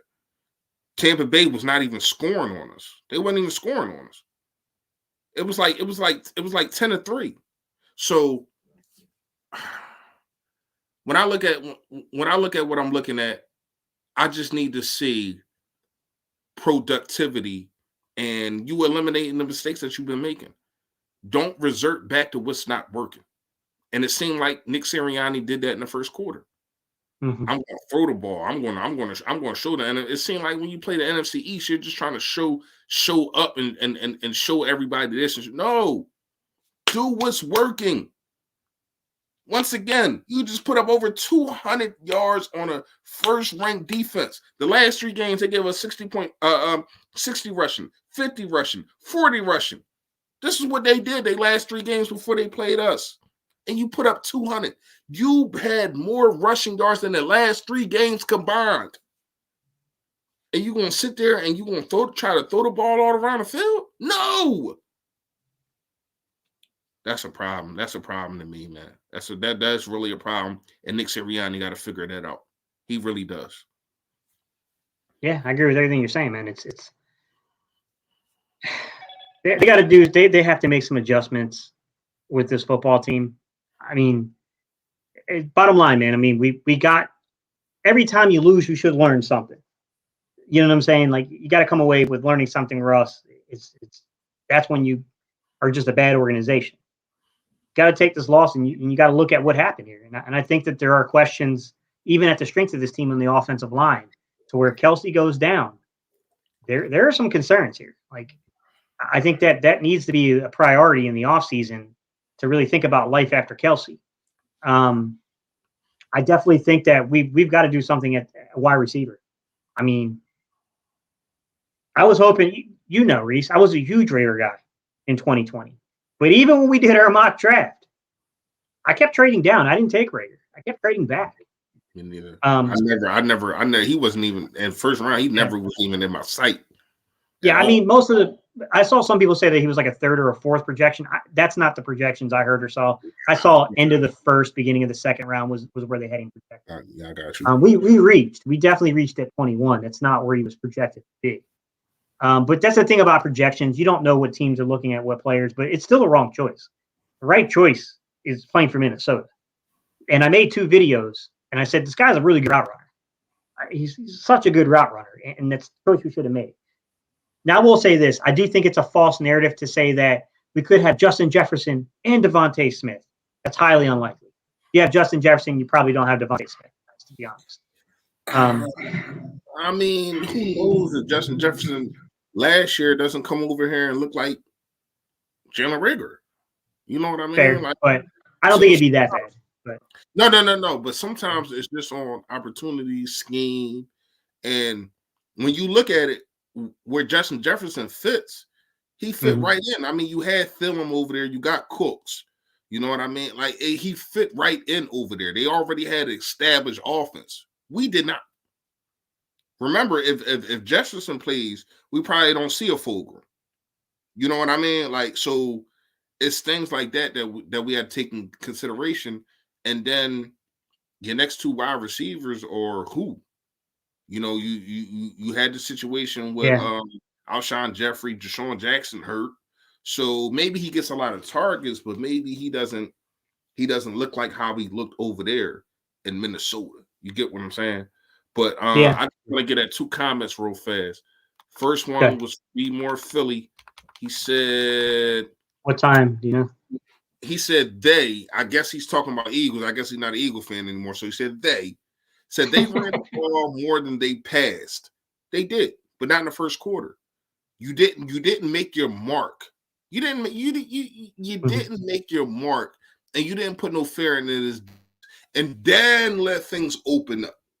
What you try to do is you try to pass to make the run more successful, and that's not how that works, especially with this team. It don't work like that with this team. You have to run first and then let things come to fruition. And then, Asia, I appreciate you asking about my daughters, but to let you know, I got 5, not just 2. It's just 2 that you see in the video, but I got 5 daughters, and everybody is good. My sons is good. Everybody, 7, I got 7 kids all together. Everybody is good. Thank you, Asia, for asking. James, what I'll say is this. He is dynamic. He's a dynamic athlete. That's not the issue with Raker. Just like Nelson Aguilar. Nelson Aguilar is a dynamic athlete. That's not their issue. You can win the routes, and he won those routes. To be fair, Raker won those routes. He didn't complete the catch.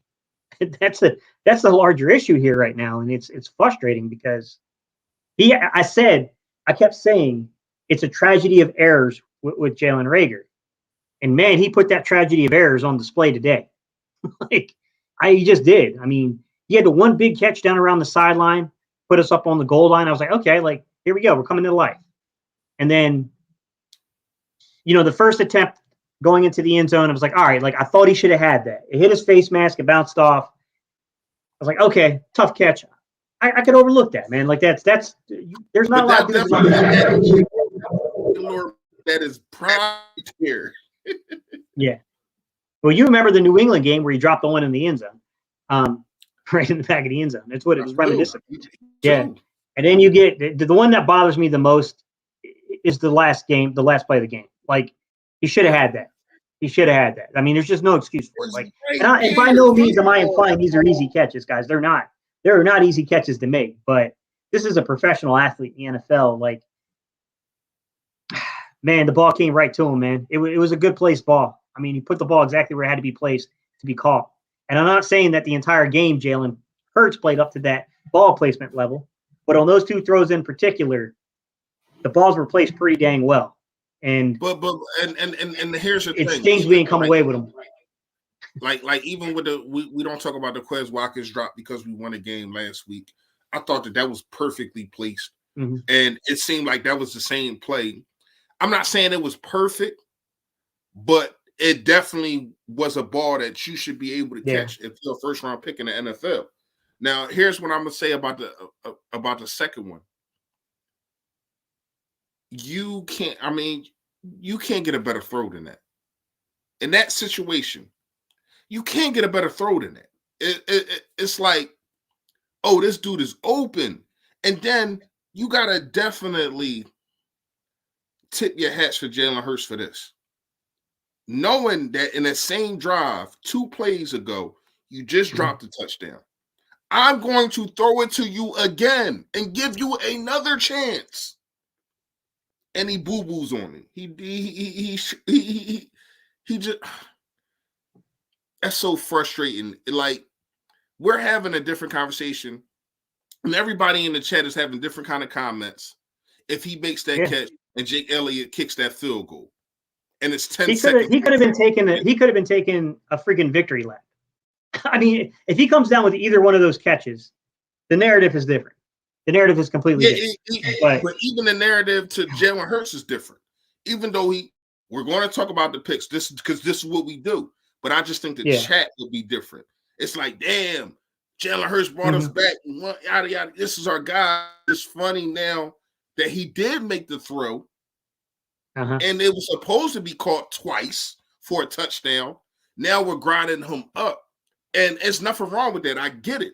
But just to say, but saying that, oh man, just give up on a guy. Let's go get a quarterback. First of all, I don't think there's no quarterback coming out in the NFL draft that's going to be better than Jalen Hurts. I don't. If you do, let me know, because I don't see nobody. Nobody. The dude from Alabama, he not coming out. What's his name? Bryce Love or something like that. He ain't coming out.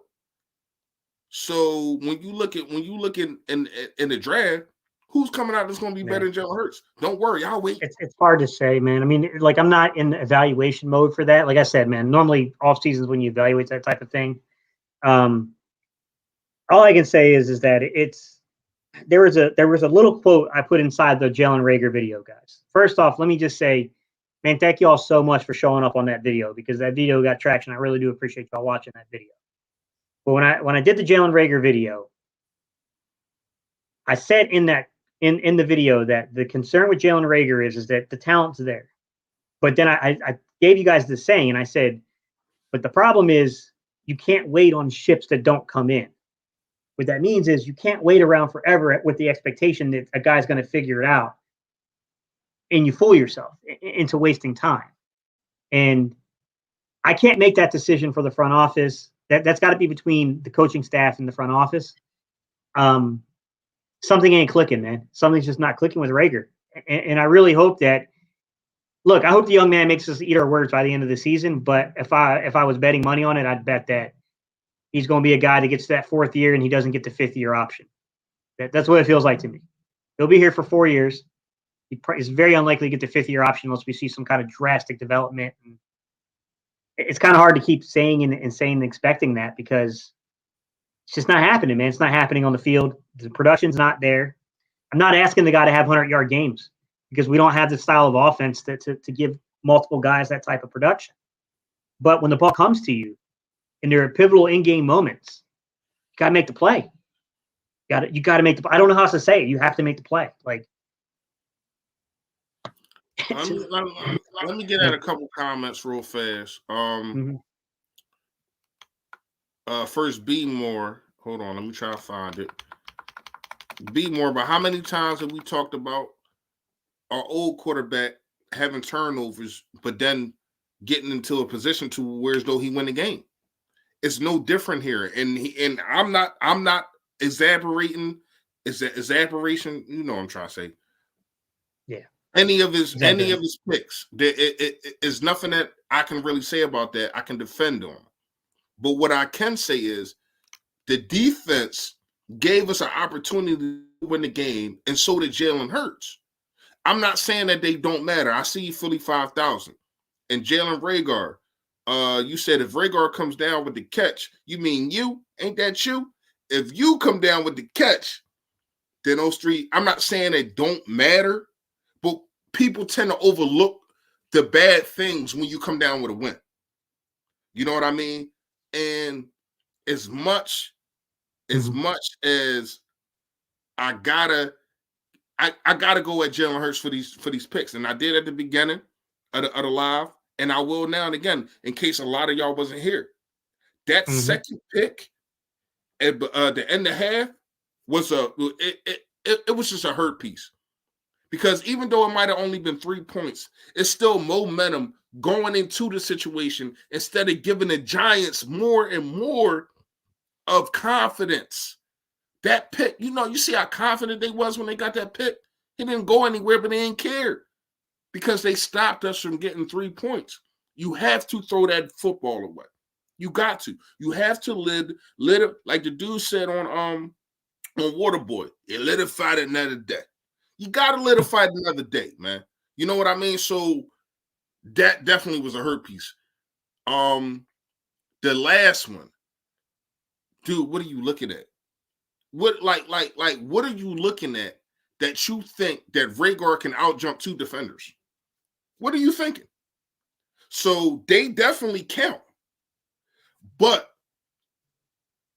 we do this we have a tendency, and the media, the national media does too, to just erase everything that a player does if they win the game. They'll erase everything that Tom Brady does. They throw 3 picks. but they still win the game, even though it's a whole team game. So I'm not trying to erase it, but I'm trying to tell y'all that if Jalen Reagor makes that catch and we win the game, we're not talking about the three interceptions as much. That's all I'm saying. Go ahead, bro. What's up, Lone Wolf? Appreciate you tuning in with us, buddy. The only thing I'll say to that, though, Lone Wolf, is that the balls were there. They were there to be caught. Like, we get questioned the read, and I don't know, man. Until I can see the all-22, Lone Wolf, I can't really – I don't want to base it off TV coverage. It's just not – it's not adequate film. So I can't really talk about the read on that. But the ball placement was there. That was obvious. He put the ball in an area it could be caught. It was a really well-placed ball at the end of that game. But I would say the thing that affects me when we say about the wide receivers is like it's like the inverse of ignoring Jalen Hurts making bad reads that led to 3 interceptions, letting the receivers off for dropping balls that were catchable passes that could have also impacted the game. It's the same thing, right? It's just different sides of the same coin. It's the same issue. That's a good question, Prince. I'll let Steve read it and then I'll answer it. What's up, Prince Neo? Appreciate the super chat again, buddy. He said, what do you think we do with Fletcher Cox in the offseason? He looks washed, second year in a row. Last year he was decent, but not worth his contract. Well, I mean, the reports were they already tried to move on from him. They were willing to eat the dead money if the right offer came through. But I don't think that it's 100% certain he comes back. He's still a good football player. Is he worth the value of the contract? I think we all know that's no. He's not worth the value of the contract he's being paid. I think that's quite obvious at this point. But I mean, I still think he's a good football player. He's not a guy like I was hoping that in this new system, and they've been using stunts and twists and stuff on the line here recently. I mean, they've been doing some of the things a lot of us asked for. And I was hoping with moving him around, not letting teams key in on him, using stunts and twists, and he'd be a guy that would finally get that double-digit sack year. He's got 1 sack. I don't know, man. Obviously the production isn't matching the contract value, and that's a truthful statement. There's nowhere to go around that. Let me tell you something. If this was a milk carton, Fletcher Cox's face would be right here. This dude is missing. Hargrave, missing. Josh Sweat, missing. Derek Barnett is the only guy that's been showing up these last 3 games. I understand. I seen Josh Sweat get some pressure. I seen Fletcher Cox make a play on Saquon Barkley. It was like a 4-yard loss. I get it. I understand it. But when you talk about touching the quarterback, dude, you can't even sniff his cologne. Like, are you freaking kidding me, man? Like, you got 3 guys getting over $10 million a year on that offensive line. That's $30 million. And we don't have not 1 sack this game. Not 1 sack this game. The Tampa Bay Buccaneers was tearing Daniel Jones up. And we can't get 1 sack.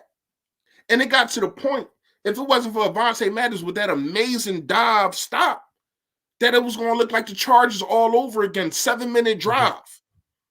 Because there's no pressure. There's no pressure. And that's a problem to me, man. I'm not even going to lie to you. When you don't get no pressure on the quarterback, he can sit there and do whatever the hell he want. I don't care if it's Daniel Jones. I don't care if it's me. The fact of the matter is, if it's no pressure in his face, then he can do whatever he wants. And it's looking like that with his defensive line. This defensive line needs to get home more. They really do. Because other than Nelson, the cornerbacks are doing their freaking job. They holding these guys down and making them go from his second and sometimes third read. And that's when y'all supposed to collapse on it. But that's not happening. And that's a problem to me. Go ahead, bro. Yeah, I mean it's tough, man. I mean, like I said, I still think that Fletcher Cox is a good player. I just the contract value is crazy, and part of it's because we keep pushing money down. So we've already the crazy thing is he's already pretty much been paid a ton of that contract.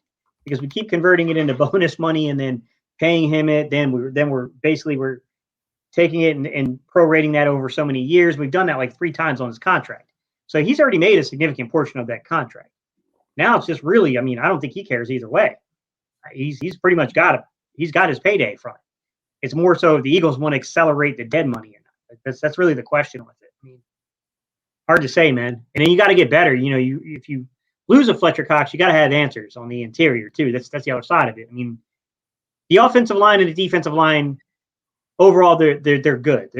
It's a solid unit, but I'm not saying they're not both without questions and long-term concerns. Especially defensive line, I think has some legitimate long-term concerns. I went over in the pregame, bro. What I tell you, I would go defensive line with my first 2 picks. I would. Mm-hmm.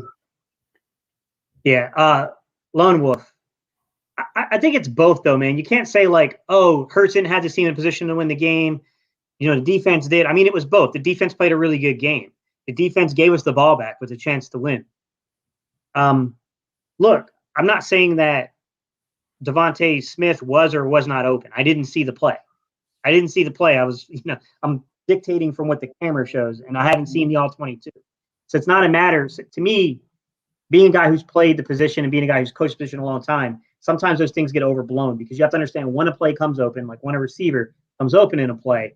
You also have to understand what the concept and design of the play is, because there are times guys will be open, but if they're not in the concept of the play, that's a little bit more on the play caller than it is the player sometimes at quarterback. And I can't say either way because I don't have the all 22 in front of me to diagnose what the scheme and the concept was, what the route concept was. But it's hard to say, man. I mean, I can't really say anything definitively without seeing that. Like it would just be all emotion and reactionary. And I'm trying the best I can not to do that tonight. So I mean, it's really hard. It's hard to say either way. Yeah, you and me. I'm reacting. I'm reacting because I get the tape. I get the game tape. I understand all that. But I'm looking at the ratio of passing versus running, and it should never ever, especially in the fourth quarter, be 10-6. And a lot of people might say that, well, that's not that big of a deal, just 10-6. Well, let me tell you what happened in them 10 plays. 3 and out, interception. That's what happened. Now, you can blame the quarterback for that. Yes, you can, and I get it and I understand it. But a lot of that is you knowing that your quarterback is struggling and you helping him out by running the damn football. But instead, you wanted to get cute and say, look at me. Look at what we can do. And I had a problem with that. And I see you, B. Moore. I see the comment. That Boston Scott fumble is not going to go unnoticed. It's not. I really, to be 5'6", 5'7", whatever the heck he is, and to be as strong as he is, and I get it. I understand that. And I like Boston Scott. He's the type of runner that I was. But I ain't going to lie to you. That was so major. Like, I felt as though everything was positive in that drive. Everything. Except for that. The most negative thing that you can do, and it's the fourth quarter. For that, we might as well have Miles Sanders in. To me, I get what he was trying to do, and I'm talking about Nick Sirianni. I get what Nick Sirianni was trying to do. He was trying to go with the high hand, yada, yada, yada. But I would have implemented Gainwell more into the game plan. I think Miles Sanders had too many snaps by himself. I thought that they should have been split with Boston Scott, who is supposed to be the giant killer, but he did have our only touchdown of the game. I thought they should have been split more. I thought you used Miles Sanders way more without – it was like, as long as you got Saquon Barkley in, we got Miles Sanders in. It seemed like that to me because I think Miles played the first, 30 snaps. Boston Scott didn't touch the field until the second half. And that's a problem to me. You got to look at I would have liked to see some more Gainwell on the slot because once again, when you used him, you seen what happened. It's just using your best players to their best ability, man. But we were going on 2 hours, Steve. I ain't gonna lie. Yeah, I know. I was supposed to be off here a while ago. It's all good. Like Marvin, man. Yeah, it's all good, man. I get everybody needs the therapeutic nature of this, guys. I get it. Yeah. Lone Wolf, I appreciate you, bro. You always comment on my videos and stuff, man. I appreciate you, bro. But here's the thing, man. A lot of what you're saying is very reactionary, and I get what you're saying on the surface, and I agree that I'm disappointed that we didn't find ways of getting Devontae Smith the football in this game. I picked him to be the player of the game offensively, but I'm not going to come out and definitively make a statement until I see the coverage and what the Giants did. And even if he was wide open on a read and Jalen Hurts should have made that read and it was in the play scheme, the design, one play doesn't dictate an entire game. So I can't say, you know what I'm saying? I can't say that without seeing the actual coverage of what's happening. And I get what everybody's saying. He was wide open. But in NFL terms, so was Jalen Reagor in the middle of the field, right in his view. So to me, you cannot blame Jalen Hurts for that play at all. I understand people saying, I got to look at it again. I understand people saying Smith is open. But in NFL terms, Jalen Reagor is wide open. He's wide open. All he has to do is catch the ball and roll into the end zone. Even if he doesn't, he gets stopped at the 1 yard line. We still got enough times to run probably one or two plays because you're going to get up there, you're going to spike the ball probably at the 10 seconds, and then you can throw two outside plays and see if one of your guys catch the football. Yeah, I mean, I don't know. Yeah, I cannot for the love of me blame Jalen Hurts on that one. It's a lot Jalen Hurts get blamed for, but not that play. Go ahead, bro. Yeah, no, I mean, I think Jalen Hurts has some responsibility to bear in the ultimate result of the game being a loss. Yeah. But I'm not going to say that you turned the ball over 3 times, man. Like, he did. You got to tell, you know what I'm saying? And like, I'm just trying to make sure people understand that we're not clearing him of that. Like, we know he's got some responsibility in this game here. I gave him 60% of the loss. To me, he is 60% of this loss is on him. Yeah. But I mean, down the stretch in a game, and I get it. Like, it's like setting fire and putting it out and saying that you're the hero. I get it, guys. I get it. It's the Howie Roseman thing, right? When we talked about the cat. Howie basically brought a bunch of alligators into, Jeffrey Lurie's office, let them free, and then handed Jeffrey Lurie a card and said, I'm an alligator wrangler. Like, it's the same concept, guys. I get it. But it's disappointing what happened with Reagor down the stretch, guys.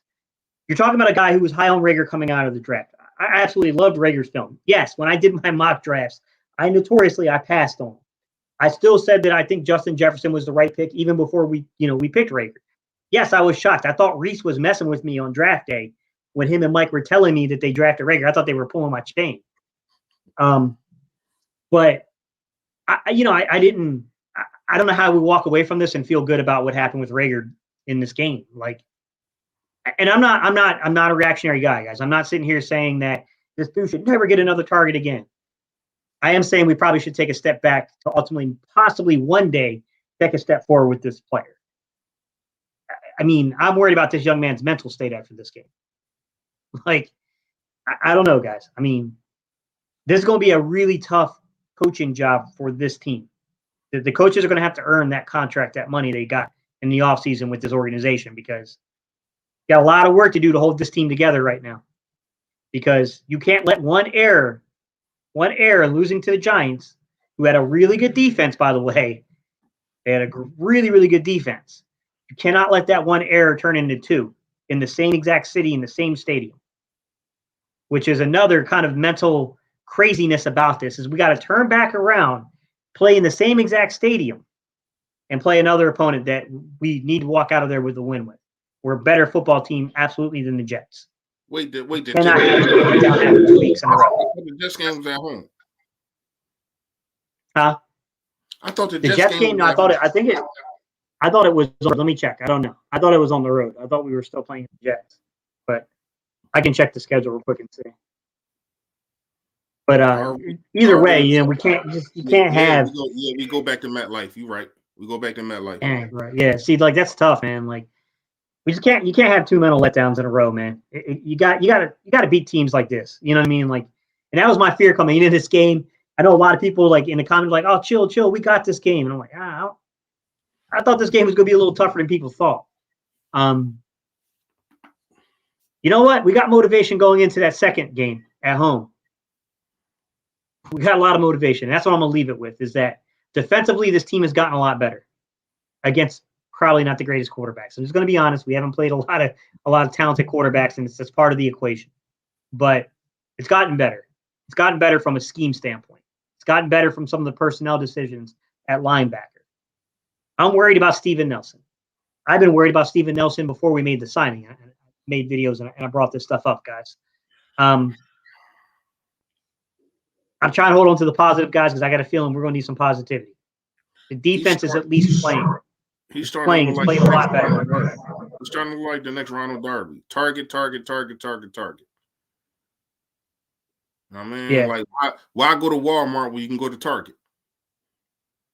Yeah. You have to bounce back, because if we do drop the Jets game, I find it very improbable that we're going to have any kind of momentum going into the on a stretch of this season, because that'll burn us. If you can at least get the Jets game, then you're going in 6-7, unfortunately, until a bye week, and you got time to prepare for what I think is going to be another really tough football game. And I know Washington fans are laughing. Might want to chill. You got a 3-win team you're playing too Monday night that's got a lot of talent, just hasn't performed. Y'all might want to take care of business first before y'all laugh. I get Dallas is laughing at us. We laughed at them. Have your fun, guys. Have your fun. But y'all did drop 3 out of 4. Just saying. Like, the Eagles got to get back on schedule. They got to get back on track here. Jordan Howard needs to come back, man. This offense is not the same without Jordan Howard. We definitely need a contact balance back in this offense. Keep things going. It's messed up to say that. You're absolutely right. But Kelsey needs to be healthy. We need. That was an unintentional way of almost rhyming that, but we need Kelsey on the football field.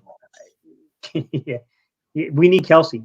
It's no doubt about it, man. Like, I mean, he came back though. He came back. Yeah, and you saw how quickly the offense started to move the football again. Like, and I'm not going to say that we didn't move the football at all with Herbig in the game, but Herbig made some pretty big errors, man.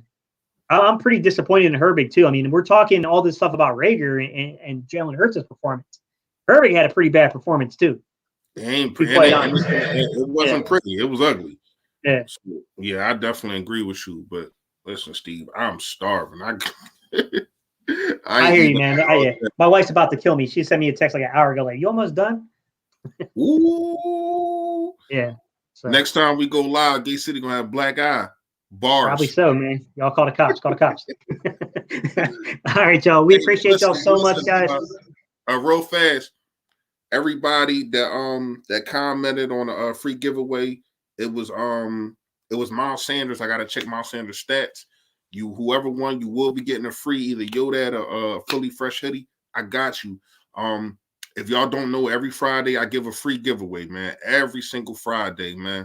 All you gotta do is check the video. It's the do's and don'ts video on how we gonna beat the opponent that we got coming up. And this Friday, I'm gonna be doing the same thing, man. Every single week that we play, on Friday, I will be doing the do's and don'ts and also a free giveaway on the Jets game. So appreciate all of y'all that commented. I'm gonna look after I eat something. I'm starving. After I eat something. And I'm gonna see who won, man. And shout out to all y'all that comment, and shout out to the guy that won. Yo, that. All right, guys. Just one thing I'll add in before we leave here. I'm trying to get some of your comments in, guys, but we really do got to jump off. Victor Parker, we appreciate you coming on and commenting, buddy. He says Steven Nelson is good. He's better than what we've had other than Slay. That's true. I think that there can be two sides to a coin, Victor, and I think that's a true statement. And I even said that in the video in the offseason before we signed him, that while I think there are some very clear deficiencies in Steven Nelson's game, he would absolutely be the second best corner the moment he touched the field in Philadelphia. With that said, there's a reason why quarterbacks are starting to target him. It's because of the deficiencies in his game, and he's got to tighten some stuff up. Guys, thank you all so much, man. We really do appreciate y'all. Y'all have rocked with us for 2 hours. I needed the therapy in this one. I did. Reese, I appreciate you, bro. Appreciate you, man. You already know my statistician guy. All right, y'all. I Fly, appreciate Eagles, fly. also, man. The Fourth of the Better Bird podcast. You already know. Stay Philly, stay fresh, y'all. Go ahead. Fly, Eagles, fly, guys. We really appreciate y'all so much, guys. And we'll be back at it next weekend, guys. Come catch us for the pregame and postgame, y'all. And make sure y'all hit that like button. Thank y'all so much, man. Peace, y'all. We're out of here. Please hit the like button, y'all. Bye.